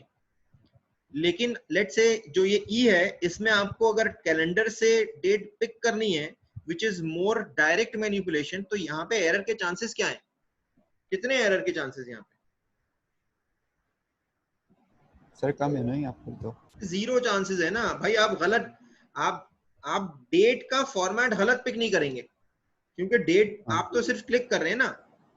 यहाँ तो आपने पहले, लेट से आपने मंथ के बजाय आपने डे लिख दिया पहले, बाद में मंथ लिख दिया, ऐसा हो सकता है ना। लेकिन यहाँ ऐसा नहीं हो सकता। हाँ, ये जरूर हो सकता है कि आप गलत डेट चूज कर लें, जो आपको चूज करनी थी वो आप चूज ना कर पाए, लेकिन उसके चांसेस भी बहुत कम है। ठीक है, तो again this is the advantages of using direct manipulation. लेकिन ऑब्वियसली हर तरह का जो इंटरैक्शन स्टाइल है उसके अपने एडवांटेजेस, उसके अपने ड्रॉबैक्स, उसकी अपने uses, depends on the kind of users that you are designing the interface for, वो होते हैं। ठीक है, फिर हम आगे चलते हैं। ये हैं हमारे पास the golden rules of interface design. अच्छा, ये प्रिंसिपल्स कहाँ से आए जी? ये प्रिंसिपल्स जो हैं वो they are drive from experience, and again ये पिछले कोई 20 सालों से रिफाइन होते रहे हैं, और उसके बाद इस सूरत हाल में हैं। स्नाइडरमैन्स 8 golden rules of interface design भी इनको कहते हैं। ठीक है, और अगेन ऐसी कोई लिस्ट नहीं है जो कि कंप्लीट हो सके। Obviously this is something which can always be worked on and which can always be improved. मगर ये लिस्ट जो है वो it's a very useful guide designers के लिए, जो कि उनको बता सकती है कि जी इंटरफेस डिजाइन के लिए क्या क्या ऐसी चीजें हैं जो कि बड़ी इंपॉर्टेंट है। सबसे पहले स्ट्राइव फॉर कंसिस्टेंसी। आज क्लास के शुरू में भी हमने सबसे पहली बात यही की थी, कंसिस्टेंसी। हम बात कर चुके हैं कंसिस्टेंसी होती क्या है, ग्लोबल कंसिस्टेंसी क्या होती है, लोकल कंसिस्टेंसी क्या होती है। cater to universal usability, यानी कि जो लैंग्वेज है that should be understandable to each and everyone। ज्यादातर हमने जो सिंबल्स की बात की थी शुरू में, हमने ट्रैफिक जो सिग्नल क्या होते हैं वो ट्रैफिक साइंस की हमने बात की थी। जो यूनिवर्सल यूजेबिलिटी जिस चीज की ज्यादा होगी उसकी अडॉप्टेबिलिटी यूनिवर्सली ज्यादा होगी। ठीक है। इंफॉर्मेटिव फीडबैक बहुत इंपॉर्टेंट है। इंफॉर्मेटिव सर इसमें एक और एग्जांपल ये थी ना कि तब माइक्रोसॉफ्ट और एप्पल जो थे उनके शुरू में फॉर्मेट्स अलग हुआ करते थे किसी चीज़ के, फिर उसके बाद उनको इस तरह हुआ था कि कुछ फाइल्स के लिए उन्होंने फिर एक वो पता नहीं कुछ निकाला था कि अब से ये जो फाइल्स होंगी ये इतना ट्रांसफ़र होती हैं, तो उसके फॉर्मेट्स उन्होंने सेव कर दिए थे। इस तरह का कुछ किया था उन्होंने। बहुत दफा ऐसा तो ये हुआ, भी बहुत ऐसा हुआ। हम पूरी दुनिया ने जो पहले कंपनीज जो थी वो अलग अलग अपने फॉर्मेट्स बनाया करती थी, एक दूसरे से कंपैटिबिलिटी नहीं होती थी। वो कहती थी कि हम अपना सिग्नेचर फॉर्मेट रखेंगे, यूजर सिर्फ हमारी सॉफ्टवेयर इस्तेमाल करे हमारी फाइल्स को ओपन करने के लिए, एक्सेट्रा एक्सेट्रा। लेकिन फिर हमने ही ये सीखा कि जी अगर हम एक स्टैंडर्ड यूनिवर्सल फॉर्मेट्स बनाएंगे जो कि यूनिवर्सल यूजिबिलिटी को केटर करेगा, तो उसमें सबका ही फायदा है। ठीक है। अब आप जो पीडीएफ डॉक्यूमेंट है वो वर्ड भी खोल सकते हैं, वर्ड पे भी खोल लेते हैं आप, वर्ड से भी आप क्रिएट कर सकते हैं पीडीएफ। ठीक है। तो मतलब ये खैर शायद बहुत रेलेवेंट एग्जांपल नहीं है, लेकिन I hope you get the point कि उससे होता क्या है कि यूजेबिलिटी यूजर के लिए बढ़ जाती है।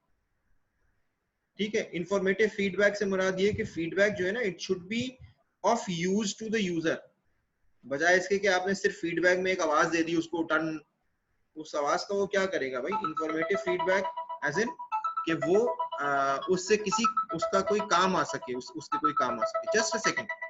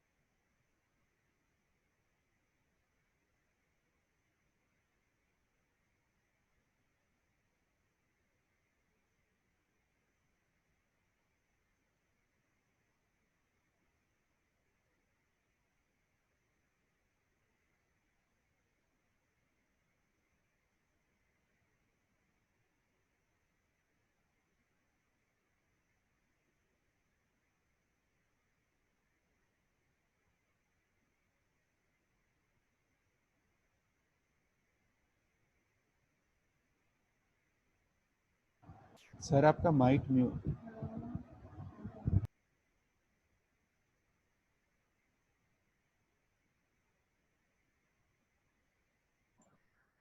हाँ, तो मैं ये कह रहा था कि you need to offer informative feedback, यानी अगर कोई यूजर गलती कर रहा है तो आपके फीडबैक की वजह से सिस्टम के वो उस चीज को इम्प्रूव कर सके।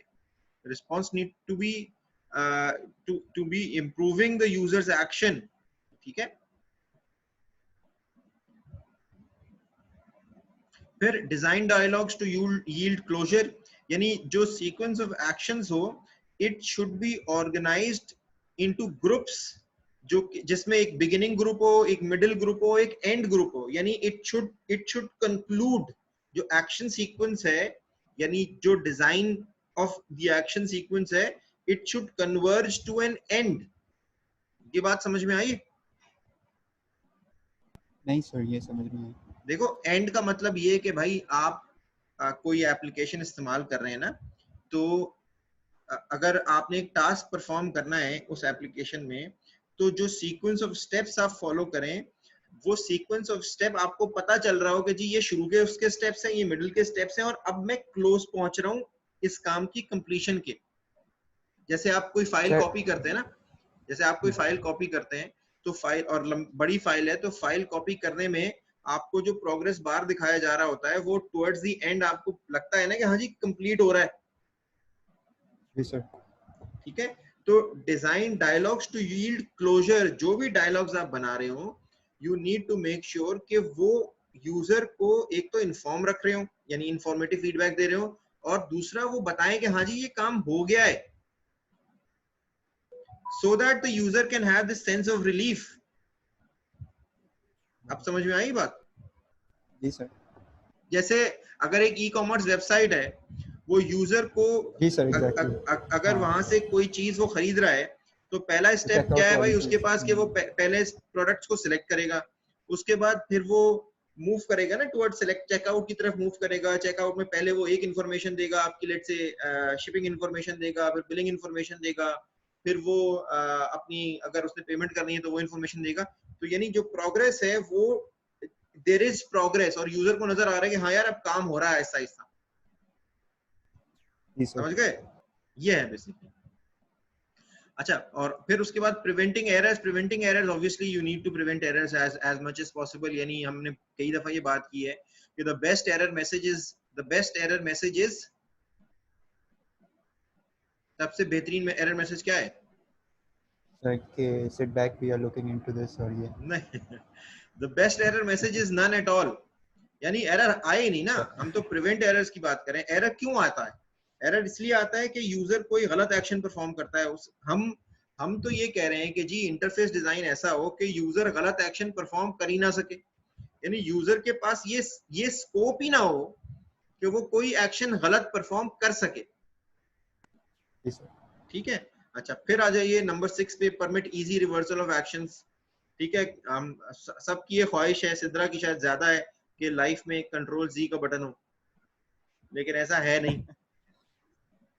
ठीक है, तो easy reversal of actions user के लिए बड़ा इंपॉर्टेंट होता है। आप भी जब इस्तेमाल करते हैं, वर्ड इस्तेमाल करते हैं या कोई भी ऐसी चीज इस्तेमाल करते हैं, तो आप बाज़ दफा जब कोई गलती करते हैं तो आपको कंट्रोल जी की अहमियत का एहसास होता है कि यार अब ये कितनी दफा बैक जा सकता है। तो वर्ड ने भी, माइक्रोसॉफ्ट ने भी किया है कि पहले आप 5 स्टेप्स तक जा सकते थे, अब आप अनलिमिटेड स्टेप्स तक रिवर्स जा सकते हैं। And that has only helped the user gain the confidence कि यार अगर मैं कोई गलती कर देता हूँ तो मैं वापस जा सकता हूँ। तो this is one of the very very important rules. Keep users in control, जो 7वां रूल है, that is keep users in control. जब तक यूजर ये महसूस नहीं करेगा ना कि वो कंट्रोल में है, ठीक है, तो उस वक्त तक एप्लीकेशन को वो अच्छी तरह से इस्तेमाल नहीं कर पाएगा। ठीक है, यानी लोकस ऑफ कंट्रोल यूजर के पास होना चाहिए। यूजर को ये लगे कि मैं कंट्रोल करता हूँ इस पूरी एप्लीकेशन को। ठीक है, इसीलिए बहुत सारे फोन्स जो होते हैं वो लोग खुद रूट करते हैं। रूट का मतलब ये कि वो रूट एक्सेस फोन्स पे लेते हैं ताकि उन्हें ये लगे, हालांकि करना कुछ नहीं होता, लेकिन ये कि बस करते हैं ये काम ताकि लोकस ऑफ कंट्रोल जो है वो यूजर के पास रहे। फिर जो आखिरी रूल है 8 गोल्डन रूल्स का, that is reduce short term memory load. Short term memory load का मतलब ये कि जो एक रूल ऑफ थंब है कि जी ह्यूमंस कैन रिमेंबर 7 प्लस और माइनस 2 चंक्स ऑफ इंफॉर्मेशन। ठीक है, इसका मतलब ये हुआ कि जो डिस्प्लेज हैं they must be kept simple, multiple page displays to be consolidated, जो मोशन फ्रीक्वेंसी है उसको कम किया जाए, जो ट्रेडिंग टाइम है वो एम्पल ट्रेनिंग टाइम हो किसी भी चीज के लिए, ऐसे वर्ड्स यूज किए जाएं जो कि यूजर आसानी से इस्तेमाल कर सकता हो, ठीक है। अगेन जो शॉर्ट टर्म मेमोरी लोड है यूजर पे वो कम से कम हो, यानी यूजर को हमने जो पहले बात की थी रिकग्निशन की तरफ ज्यादा लेके जाएं, रिकॉल की तरफ कम लेके जाएं, ठीक है। तो these are the 8 golden rules of interface design. कोई क्वेश्चन है इसमें किसी का? No sir. नहीं सर। ठीक है, तो यही हम बात कर रहे थे। अच्छा, अब ये सारी वो चीजें जो कि हमने डिस्कस कर ली हैं बेसिकली, ठीक है। अब हम आते हैं, पहले हमने बात की किसकी, गाइडलाइंस की, फिर हमने बात की किसकी, प्रिंसिपल्स की, ठीक है। अब हम बात कर रहे हैं किस चीज की, थ्योरीज। थ्योरीज की। थ्योरीज क्या होती हैं भाई? सर बेसिकली तब आप काम इतना रिपीटेटिव होता है कि आप उसके मतलब इट्स ऑलवेज एप्लीकेबल, मतलब कि वो वहाँ पे जैसे एक रूल बन जाता है वो कि ये हो गई। सर कोई रिसर्च की हुई हो या कोई प्रैक्टिकल इम्प्लीमेंटेशंस की हुई हो, उसके ऊपर जो आउटकम्स आए हों। ठीक है। अच्छा, थ्योरीज जो होती है ना, मतलब थ्योरीज जो है वो प्रिंसिपल्स पे ही बिल्ड होती हैं, लेकिन क्योंकि वो टेस्टेड होती हैं, वो थ्योरीज को हम थ्योरीज इसलिए कहते हैं क्योंकि वो एक तो ये कि वो रिलायबल होती हैं, वो ट्रस्टेड होती हैं, और उसमें ऑब्वियसली डिस्क्रिप्शन और एक्सप्लोरेशन जो है उसकी पॉसिबिलिटीज मौजूद होती हैं हमारे पास, ठीक है। हम थ्योरीज की मदद से हम कंसिस्टेंट टर्मिनोलॉजीज बना देते हैं किसी भी ऑब्जेक्ट के लिए, किसी भी एक्शन के लिए, ठीक है। और ऑब्वियसली उसकी वजह से कोलैबोरेशन, उसकी वजह से ट्रेनिंग आसान हो जाती है, क्योंकि जब टर्मिनोलॉजीज बन जाती है ना तो हम किसी को बता सकते हैं कि जी इसका ये मतलब है। फॉर एग्जांपल हम ग्लोबल कंसिस्टेंसी की बात कर रहे हैं ना, तो ग्लोबल कंसिस्टेंसी कहीं से टर्मिनोलॉजी बनी, कुछ गाइडलाइंस थे, फिर कुछ प्रिंसिपल्स बने, फिर कुछ थ्योरीज बन गई ना।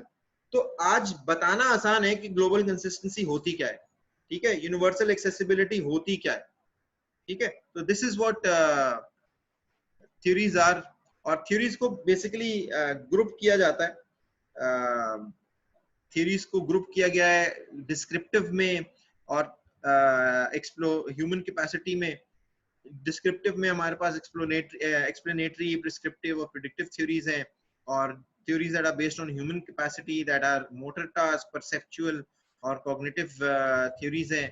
क्या हैं, कैसे हैं, क्यों हैं, अभी इसकी बात करते हैं, ठीक है। अच्छा, explanatory and predictive theories क्या हैं? Explanatory theories again are based on observing behavior, और human computer interaction में usability studies में observing behavior is a very very important tool, कि आप यूजर का किसी भी इंटरफेस को इस्तेमाल करते हुए बिहेवियर ऑब्जर्व करते हैं, और because you want the user to have a good user experience at the end of using the application, तो इसलिए बिहेवियर को ऑब्जर्व करना बहुत इंपॉर्टेंट है। ऑब्जर्विंग द बिहेवियर, इसके लिए बहुत सारे टूल्स भी अवेलेबल हैं, ठीक है। वीडियो रिकॉर्डिंग टूल्स हैं, स्क्रीन रिकॉर्डिंग टूल्स हैं, और बहुत तरह तरह के टूल्स हैं। डिस्क्राइबिंग एन एक्टिविटी, कि एक एक्टिविटी कैसे परफॉर्म हो रही है, कितने स्टेप्स हैं, उसको कितने ग्रुप्स में डिवाइड किया गया है। Conceiving of designs, comparing high level concept of two designs, again there are training aspects to these explanatory theories as well. उसके बाद जो प्रेडिक्टिव थ्योरीज हैं, प्रेडिक्टिव थ्योरीज क्या है, नाम से आपको पता लग रहा होगा क्या होती है।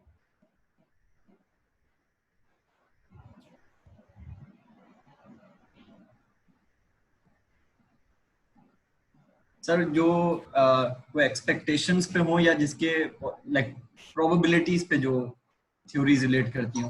ठीक है, कि user would be expected to do this, ठीक है। जो प्रेडिक्टिव थ्योरीज होती हैं वो डिजाइनर्स को, जो आपके प्रपोज डिजाइंस होती हैं वो टेस्ट करने में हेल्प करती हैं कि जी इनका एग्जीक्यूशन टाइम कितना होगा, इसमें कितने एरर आ सकते होंगे, यानी वो they help the designers know कि यूजर उसको किस तरह से इस्तेमाल करेगा, किस तरह का यूजर उसको किस तरह से इस्तेमाल करेगा। क्लियर है ये बात?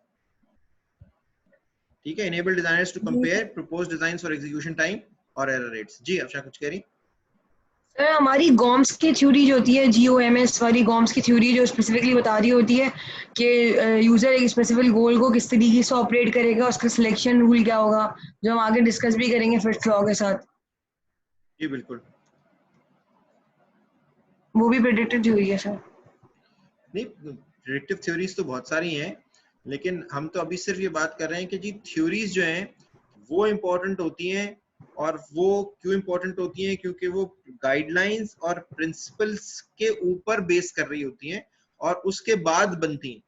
और हमारे पास जो थ्योरीज होती हैं वो हमारी बड़ी हेल्प करती हैं समझने में कि यूजर का जो बिहेवियर है किसी भी एप्लीकेशन को इस्तेमाल करते हुए वो कैसा होगा। और वो जो थ्योरीज हैं वो हमने कहा कि जी बहुत सारे मेथड्स हैं थ्योरीज को ग्रुप करने के। हमने कहा जी एक्सप्लेनेटरी थ्योरीज होती हैं और प्रेडिक्टिव थ्योरीज होती हैं। गॉम्स की थ्योरी जो है वो it is one of the predictive theories that we will talk about. ठीक है, अच्छा और भी तरीके हैं, मतलब अगर हम थ्योरीज को ग्रुप करना चाहें तो हम मोटर टास्क परफॉर्मेंस की बेसिस पे कर सकते हैं, let's say pointing with the mouse की बेसिस पे, परसेप्चुअल एक्टिविटीज की बेसिस पे कर सकते हैं, कॉग्निटिव एस्पेक्ट्स की बेसिस पे कर सकते हैं। ठीक है, मोटर टास्क परफॉर्मेंस प्रेडिक्शंस जो हैं वो they are well established theories. ठीक है, और वो एक्यूरेटली प्रिडिक्ट कर देती हैं कि की स्ट्रोक KLM मेथड्स जो होते हैं वो या पॉइंटिंग टाइम्स जो हैं वो किस तरह से काम करेंगे किसी भी यूजर के साथ। तो perceptual, cognitive and motor task, perceptual और कॉग्निटिव सब टास्क थ्योरीज हैं। ये भी एक तरह की जो ग्रुपिंग है ऑफ थ्योरीज है। Predicting reading time for free text list और फॉर्मेटेड डिस्प्लेस, यानी जो स्क्रीन पे टेक्स्ट डिस्प्ले है उसको रीड करने में यूजर को कितना टाइम लगेगा, किस फॉन्ट में होगा तो कितना टाइम लगेगा। ऑल दीज आर कॉग्निटिव सब task and perceptual theories. Motor task performance, की स्ट्रोकिंग और पॉइंटिंग टाइम जिसकी अभी मैं बात कर रहा था, ये है बेसिकली। टेक्सोनॉमी क्या होती है? Again it is also a tool for understanding descriptive part of how user would use the system. ठीक है, again it imposes order by classifying a complex set of phenomena into understandable categories. यानी taxonomy जो है वो किसी भी let's say complex set of phenomena को different categories में, अंडरस्टैंडेबल कैटेगरीज में डिवाइड करके, ठीक है। फॉर एग्जांपल अगर हम इनपुट टाइप्स की बात करें, इनपुट डिवाइसेस की बात करें, ठीक है, और लेट्स से कि जी जो स्ट्रक्चर्ड या अनस्ट्रक्चर्ड टास्क होते हैं। स्ट्रक्चर्ड टास्क का मतलब ये कि जी एक स्टेप बाय स्टेप प्रोसेस है, आपने स्टेप 1 पहले करना है, फिर स्टेप 2 करना है, फिर स्टेप 3 करना है। अनस्ट्रक्चर्ड टास्क ये कि जी आपके सामने एक गोल है और आप उस गोल को अचीव करने के लिए जो मर्जी टास्क पहले कर लें। ठीक है, तो उन टास्क को समझने के लिए हमारे पास जिस तरह की थ्योरीज हैं, टेक्सोनॉमी बेस्ड थ्योरीज होती हैं जो कि एक्सप्लेन कर रही होती हैं यूजर के बिहेवियर को। पर्सनालिटी स्टाइल बड़ा इंपॉर्टेंट है इसमें, पर्सनालिटी स्टाइल को एक्सप्लेन कर रही होती हैं। ठीक है, dependent, independent, technical aptitude, spatial visualisation explain कर रही होती हैं, etcetera etcetera. User experience levels, ठीक है, वो कैसा है, नोविस है, नॉलेजेबल है, एक्सपर्ट है। और जो यूजर इंटरफेस स्टाइल्स है, मेन्यू अभी हमने जिसकी बात की थी, interaction style, menu, form based, command line based. ठीक है, तो टेक्सोनॉमीज जो है दे फैसिलिटेट यूजफुल कंपैरिजंस। जो कंपैरिजंस हम कर सकते हैं मुख्तलिफ इंटरफेसेस के साथ, मुख्तलिफ यूजर लेवल्स के साथ।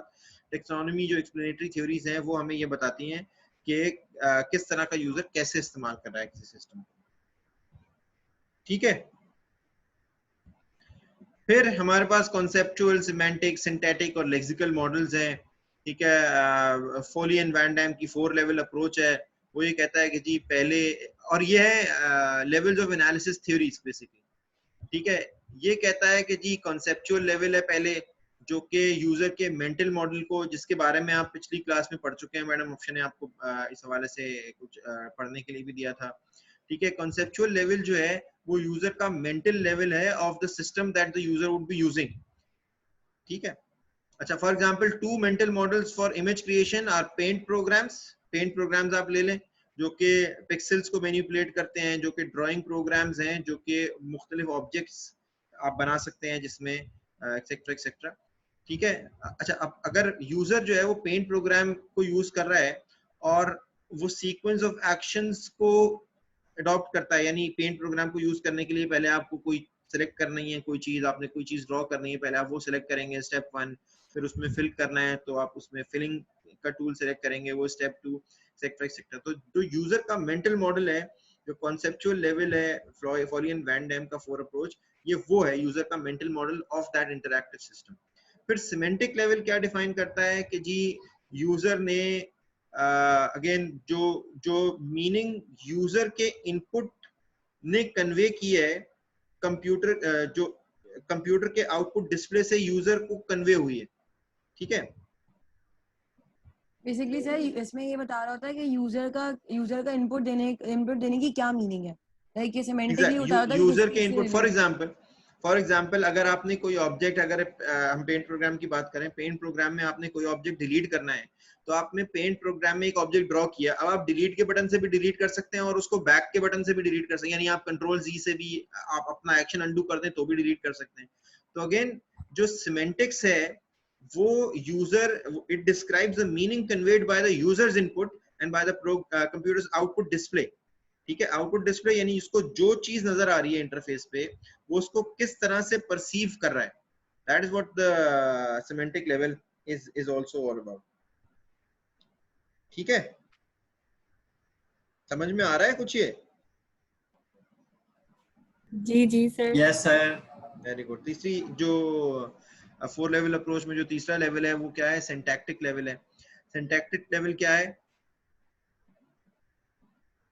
देखो यूजर के जो स्मॉल स्केल एक्शंस है ना सिमेंटिक लेवल पे, वो किस तरह से मिलके कंप्लीट एक्शंस में ट्रांसलेट होते हैं। जिस तरह से कह रहे हैं ना, लफ्ज किस तरह से मिलके पूरा एक सेंटेंस बनाते हैं, तो सिमेंटिक लेवल मिलके किस तरह से सिंटैक्टिकल लेवल बनाता है, that is what syntactical level defines how the units words that convey semantics are assembled into a complete sentence that instruct the computer to perform a certain task. छोटी छोटी commands आप मिला के अगर लिखते हैं और वो कमांड्स मिलके आपको एक पूरा सिंटैक्स बता रही होती हैं, that is what syntactical level is about.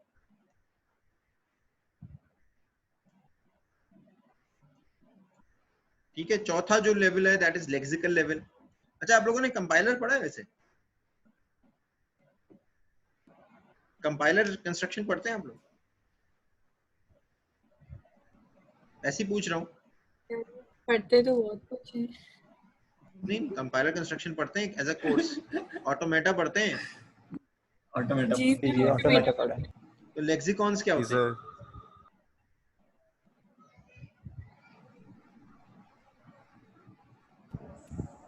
पता नहीं।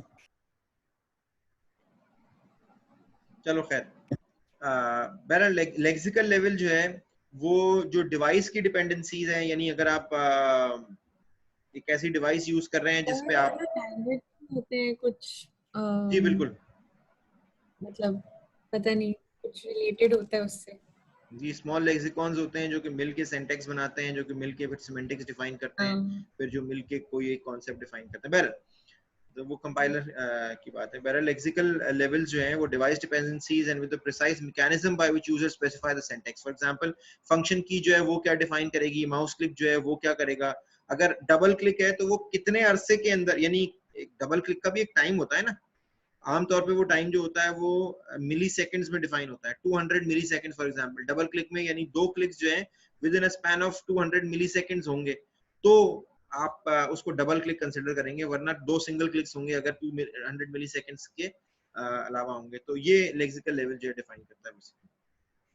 अच्छा, ये क्या है? ये जो अप्रोच है conceptual semantic synthetic and lexical model approach, ये डिजाइनर्स के लिए अच्छी या कंड्यूसिव इसलिए है क्योंकि this is a top down approach and it is easy to explain, match the software architecture. Software architecture भी conceptual level, semantic level, syntactic level और lexical level पे explain करना आसान होता है, ठीक है।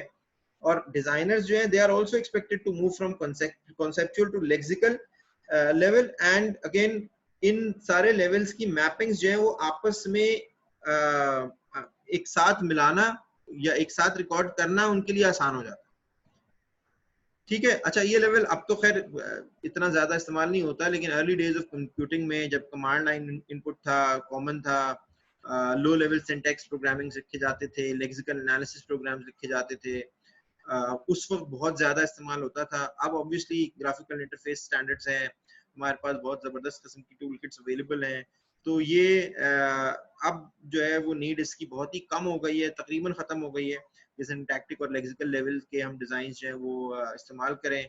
और आजकल ये मॉडल जो है ना फ्लॉयड एंड वैन डैम का, ये कोई बहुत ज्यादा रेलेवेंट नहीं है। हमने तो सिर्फ इसलिए पढ़ा कि हमें पता चल जाएगा जी कैसे हम जो है वो यहाँ तक पहुंचे जहाँ तक है। ठीक है, अच्छा जी।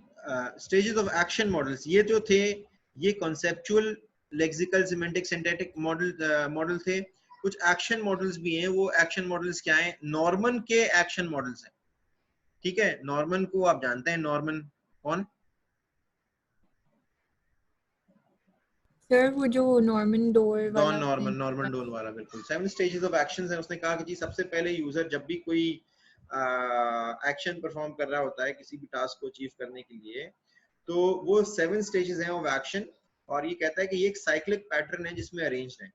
साइक्लिक पैटर्न का मतलब ये है कि जी दिस इज अ प्रोसेस जिसमें वो अरेंज्ड है और यूजर जो है वो इस तरह से परफॉर्म करता है उन टास्क को। जो तो 7 स्टेजेस ऑफ एक्शन क्या है? वो कहता है कि जी user first form the goal, उसके बाद यूजर फॉर्म्स द इंटेंशन, फिर specify the action, execute the action. ठीक है, पहले गोल को फॉर्म किया, ये करना है, अब इंटेंशन फॉर्म किया, यार अब करता हूँ, शुरू करता हूँ, एक्शन यानी स्टार्ट हो रहा है। ठीक है, फिर स्पेसिफाई करता है एक्शन को, फिर एग्जीक्यूट करता है एक्शन को। ठीक है, और फिर सिस्टम स्टेट को परसीव करता है, देखता है काम हो रहा है या नहीं हो रहा, इंटरप्रेट करता है उसको, और फिर इवेल्युएट करता है आउटकम, काम हुआ या नहीं हुआ। हो गया तो ठीक है, नहीं हुआ तो फिर दोबारा चेंज कर लेता है वो अपना जो गोल है उसको, फिर गोल फॉर्म करता है कि नहीं अब ऐसा नहीं ऐसे होगा। ठीक है, यानी जब आप एक दरवाजा खोलने के लिए जाते हैं, मैं नॉर्मन डोर से एग्जांपल दे रहा हूँ, जब आप दरवाजा खोलने के लिए जाते हैं और आप दरवाजे को देखते हैं कि अच्छा यार मुझे दरवाजा खोलना है, और आप इंटेंशन फॉर्म करते हैं जो दरवाजा खोलना है, स्पेसिफाई करते हैं एक्शन के मैं जी हैंडल पकड़ूंगा, इसको पुश करूंगा। ठीक है, तो फिर एग्जीक्यूट करते हैं एक्शन को, अब देखते हैं आप दरवाजा खुल नहीं रहा, यानी you are perceiving and interpreting the system state. फिर आप आउटकम इवैल्यूएट करते हैं कि नहीं खुला जी, अब क्या करूं, अब फिर दोबारा गोल फॉर्म करते हैं, दरवाजा खोलना है, अब आप कहते हैं नहीं मैं एक्शन जो है ना जो पहले मैंने स्पेसिफाई किया था, क्योंकि you have learned from the action that you already have taken. आप कहते हैं मैंने पुश किया था, नहीं खुला था दरवाजा, अब पुल करके देखता हूँ। अच्छा, जब पुल करके भी नहीं खुले दरवाजा तो क्या करेंगे? तो हाथ लॉक मार तो देंगे सर क्या? हाँ, नहीं तो आप देखेंगे ना कि भाई लॉक तो नहीं लगा हुआ। ठीक है, तो दिस इज ये जो जिसको हम कहते हैं ना कि एक साइक्लिक पैटर्न है, and it this is an exploratory model of human computer interaction का, कि आप एक्सप्लोर करते रहते हैं क्योंकि आपको गोल अचीव करना है। आप एक्सप्लोर करते हैं डिफरेंट मेथड्स ताकि आप वो पर्टिकुलर एक्शन परफॉर्म कर सकें। बट सर अगर जैसे अभी आप जैसे एग्जांपल दे रहे थे कि जैसे आपने चेक किया कि पुश हुआ, ठीक है, पर पुश से नहीं खुला, ठीक है, बट अब जब वो अपना जब वापस स्टेजेस ऑफ एक्शन पे आएगा तो ऑब्वियसली वो वापस इनिशियल स्टेजेस से तो अपना एक्शन वापस शुरू नहीं करेगा, स्टेजेस वापस उसके इनिशियल देखो स्टेज से वो तो तो शुरू हो हो गए गया ना। ना, यानी साइक्लिक पैटर्न में जब आप शुरू में पेडल मारते, साइकिल जब आप चलाते हैं जी शुरू में पेडल मारते हैं, ज्यादा जान लगती है ना, बाद में नहीं लगती। जी ठीक है, तो आप वो चीजें जो आप कर चुके हैं पहले, आपने गोल पहले फॉर्म कर लिया था दरवाजा खोलना है, अब आप दोबारा गोल जी थोड़ी फॉर्म करेंगे। हाँ, एक सब गोल एग्जैक्टली, जरूर होगा कि जी अब मैंने पहले पुश करके देख लिया, अब मैं पुल करके देखता हूँ। यस सर, गॉट ठीक है, इट, यस। तुमने कहा मैं भी बोल ही दूं कुछ ताकि पता तो लगे कि मैं भी क्लास दे रहा था। नहीं सर, मैं बैठा हूँ सर। हाँ बेटा, मैं 25 दफा आवाजें दे चुका हूँ, कोई भी नहीं था। चलो खैर, तो स्टेजेस ऑफ एक्शन मॉडल्स जो है, 4 principles of good design, action alternative should be visible, action and state and the action alternative should be visible. ठीक है, स्टेट सिस्टम स्टेट की हम पहले बात कर चुके हैं कि जी it should be visible, action alternatives अब मैं क्या कर सकता हूं, that should be visible, should be good conceptual model, consistent system image, interface should include good mappings that reveal the relationship between stages, user should receive continuous feedback of the system। जैसे कि आपके पास जब आप file copy कर रहे हैं तो आपको कंटिन्यूस फीडबैक मिल रहा है कि जी फाइल कितनी कॉपी हो गई, कितनी बाकी रह गई, स्पीड क्या है फाइल की कॉपी होने की। ये भी हम अब पहुंचे ना इस स्टेज तक कि अब हम जो फाइल कॉपिंग डायलॉग देखते हैं उसमें ये सारी इंफॉर्मेशन हमारे पास होती है, विजुअली भी होती है और टेबुलर फॉर्मेट में भी होती है कि जी फाइल कितनी कॉपी हो गई है, कितने % रिमेनिंग है, एक्सेट्रा एक्सेट्रा। ठीक है, जो एवरेज स्पीड है वो क्या है, याद आ रहा है ना ये कुछ, या दिखाऊं ये भी इंटरफेस?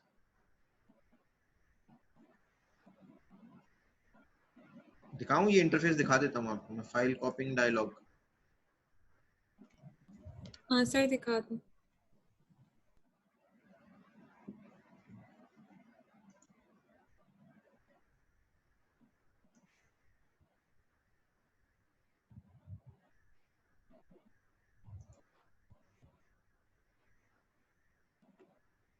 अच्छा, एक जमाना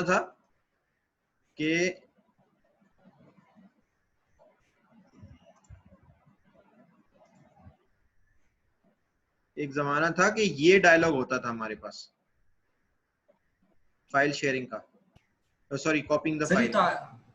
ये तो सर सर ये तो आजकल नया भी वाला कभी है। कभी आता है। मेरे प्यारे बच्चे सुन तो लो, एक जमाना था कि ये होता था फाइल कॉपिंग का डायलॉग, अब ऐसा होता है।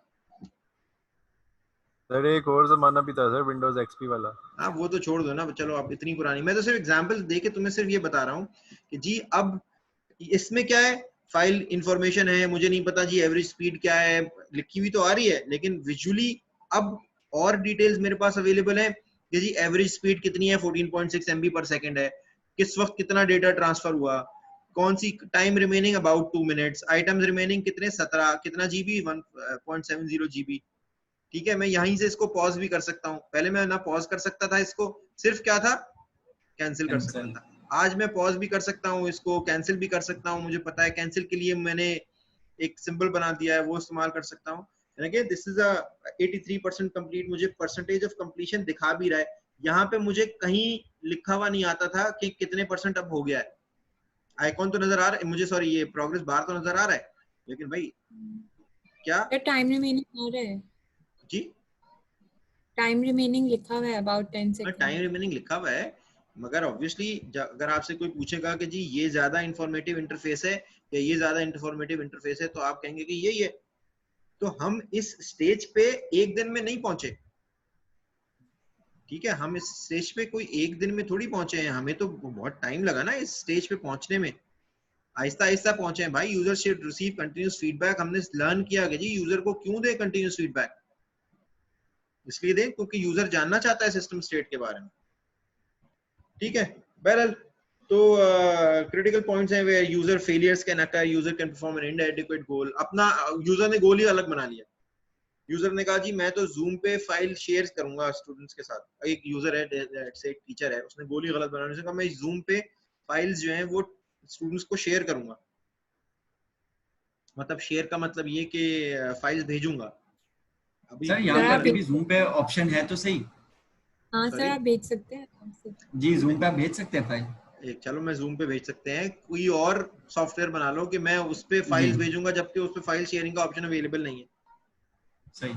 ठीक है, तो ये गोल ही गलत फॉर्म हुआ ना। तो जो ये यूजर फेलियर्स हैं कि जब ऐसे पॉइंट्स हैं जहाँ पे यूजर फेलियर अकर हो सकता है। ठीक है, तो may not know how to specify और एग्जीक्यूट अ डिजायर्ड एक्शन, अब यूजर को पता ही नहीं है कैसे परफॉर्म करना है एक एक्शन, तो क्या करें, एक्सेट्रा एक्सेट्रा। ठीक है, अच्छा कंसिस्टेंसी, हमने कई दफा बात की है कंसिस्टेंसी की, जरा सी एग्जांपल एक भी देख लें कि कंसिस्टेंसी जो है वो it is not just again in the interface, it is also in again the words that you use. For example delete की जगह अगर आप remove इस्तेमाल कर रहे हैं, कहीं एक जगह आपने delete इस्तेमाल किया, एक जगह आप remove कर रहे हैं या bring word कर रहे हैं या destroy कर रहे हैं, so that is also inconsistent। भाई अगर आप delete इस्तेमाल कर रहे हैं तो delete ही इस्तेमाल करें, अगर आप insert character इस्तेमाल कर रहे हैं तो insert character भी इस्तेमाल करें, यानी delete के बजाय remove, insert character के बजाय bring word, destroy, create line, kill, birth paragraph। Please do not do this. This is inconsistent user interface। ठीक है, अच्छा कभी कभी मतलब आपको एडवांटेज भी होता है इनकंसिस्टेंट होने से, क्यों, क्योंकि you want user to stop and think कि वो जो एक्शन करने जा रहा है क्या वो सही है, क्योंकि वो ऐसा क्रिटिकल एक्शन होता है कि उसकी वजह उसका इम्पैक्ट ज्यादा होता है। ठीक है, मैंने जैसे आपसे कहा था ना कि एक बच्चा गेम खेल रहा है या आपकी नानी दादी टेक्स्ट कर रही हैं आपको और एक एयर ट्रैफिक कंट्रोलर टेक्स्ट कर रहा है पायलट को, तो दोनों में डिफरेंस है। तो समटाइम्स इनकंसिस्टेंसी इसलिए होती है ताकि वो जल्दी में कोई काम ना कर जाए। फॉर एग्जांपल हमने ओके का बटन जो है वो किसी और जगह प्लेस करते हैं इसलिए ताकि जल्दी जल्दी में प्रेस ही ना हो जाए क्रिटिकल एप्लीकेशन। बट सर इसमें जैसे एक चीज जो मैंने खुद भी कभी इनकाउंटर की हुई है, जैसे अब जैसे समझो कोई एप्लीकेशन होती है, ठीक है, अब अक्सर जैसे मैंने मोबाइल के इंटरफेस पे देखा था, अब उसमें क्या था कि वो पहले तो जैसे वो डिलीट का ऑप्शन देता था कि डिलीट कर दो एप्लीकेशन ना, उसके बजाय उस डिलीट के बजाय उसने कर दिया रिमूव, ठीक है। अब क्या होता है कि उसमें एक जैसे यूं में से मिसकंसेप्शन आता है क्या कि जैसे हम डिलीट करते तो हमें पता होता है कि हाँ ये चीज कंप्लीटली हट गई है अपनी जगह से, ठीक है। रिमूव में ये होता है कि हाँ यहाँ से तो रिमूव हो गया बट आई थिंक शायद इसका डाटा पड़ा हुआ है पीछे, और या आई थिंक वो बैकएंड पे चीजें रह गई हैं, पूरी कंप्लीटली रिमूव हटी नहीं है। तो लाइक अगर हम इनकंसिस्टेंसी पे आते हैं तो ये वाली वेरिएशंस भी तो आ सकती है हमारे पास के, लाइक लोग ये भी सोचें। बिल्कुल आती हैं, बिल्कुल आती हैं, इसीलिए तो हम अब तो अनइंस्टॉल आता है सर, अब वो भी इवेंचुअली सही हो जाएगा। अब अनइंस्टॉल का ऑप्शन आता है और आता है रिमूव फ्रॉम होम। जी, रिमूव फ्रॉम होम, मैं यही कह रहा हूँ ना, हमने इन चीजों से लर्न किया है ओवर द इयर्स। ऐसा नहीं है हम आज जिन इंटरफेसेस को इस्तेमाल करते हैं वो इंटरफेसेस कोई पैदा तो नहीं हो गए थे ना, वो इवॉल्व हुए हैं ओवर द इयर्स, ठीक है। और इंटरफेसेस का मतलब सिर्फ डिजाइन भी नहीं है, मैं ये बता रहा हूँ आपको, इसका मतलब ये भी है कि जो टेक्स्ट हम इस्तेमाल करते हैं वो भी, जैसे आपने अब भी बताया, अनइंस्टॉल भी आता है, रिमूव फ्रॉम होम भी आता है, ठीक है, रिमूव भी आता था, कुछ अभी तक फोन्स में आता है, ठीक है। तो ये इवॉल्व हुए हैं ओवर द इयर्स, ठीक है। तो कॉन्टेक्सचुअल थ्योरीज हैं, मैक्रो एचसीआई थ्योरीज हैं, इनको पढ़ लीजिएगा, कोई इशू हो तो पूछ लीजिएगा मुझसे, कोई इंपॉर्टेंट इशू नहीं है। माइक्रो एचसीआई थ्योरीज जो है वो मेजरेबल परफॉर्मेंस यानी स्पीड और एरर्स पे फोकस करती हैं, और मैक्रो जो है वो ये स्टडीज हैं जो कि यूजर एक्सपीरियंस पे फोकस करती हैं ओवर वीक्स एंड मंथ्स के, एक लंबे अरसे तक जो है इस्तेमाल करने के बाद किस तरह का यूजर एक्सपीरियंस रहा, कॉन्टेक्सचुअल, सोशल एंगेजमेंट, कॉन्टेक्सचुअल और डायनामिक, किस तरह का यूजर एक्सपीरियंस रहा।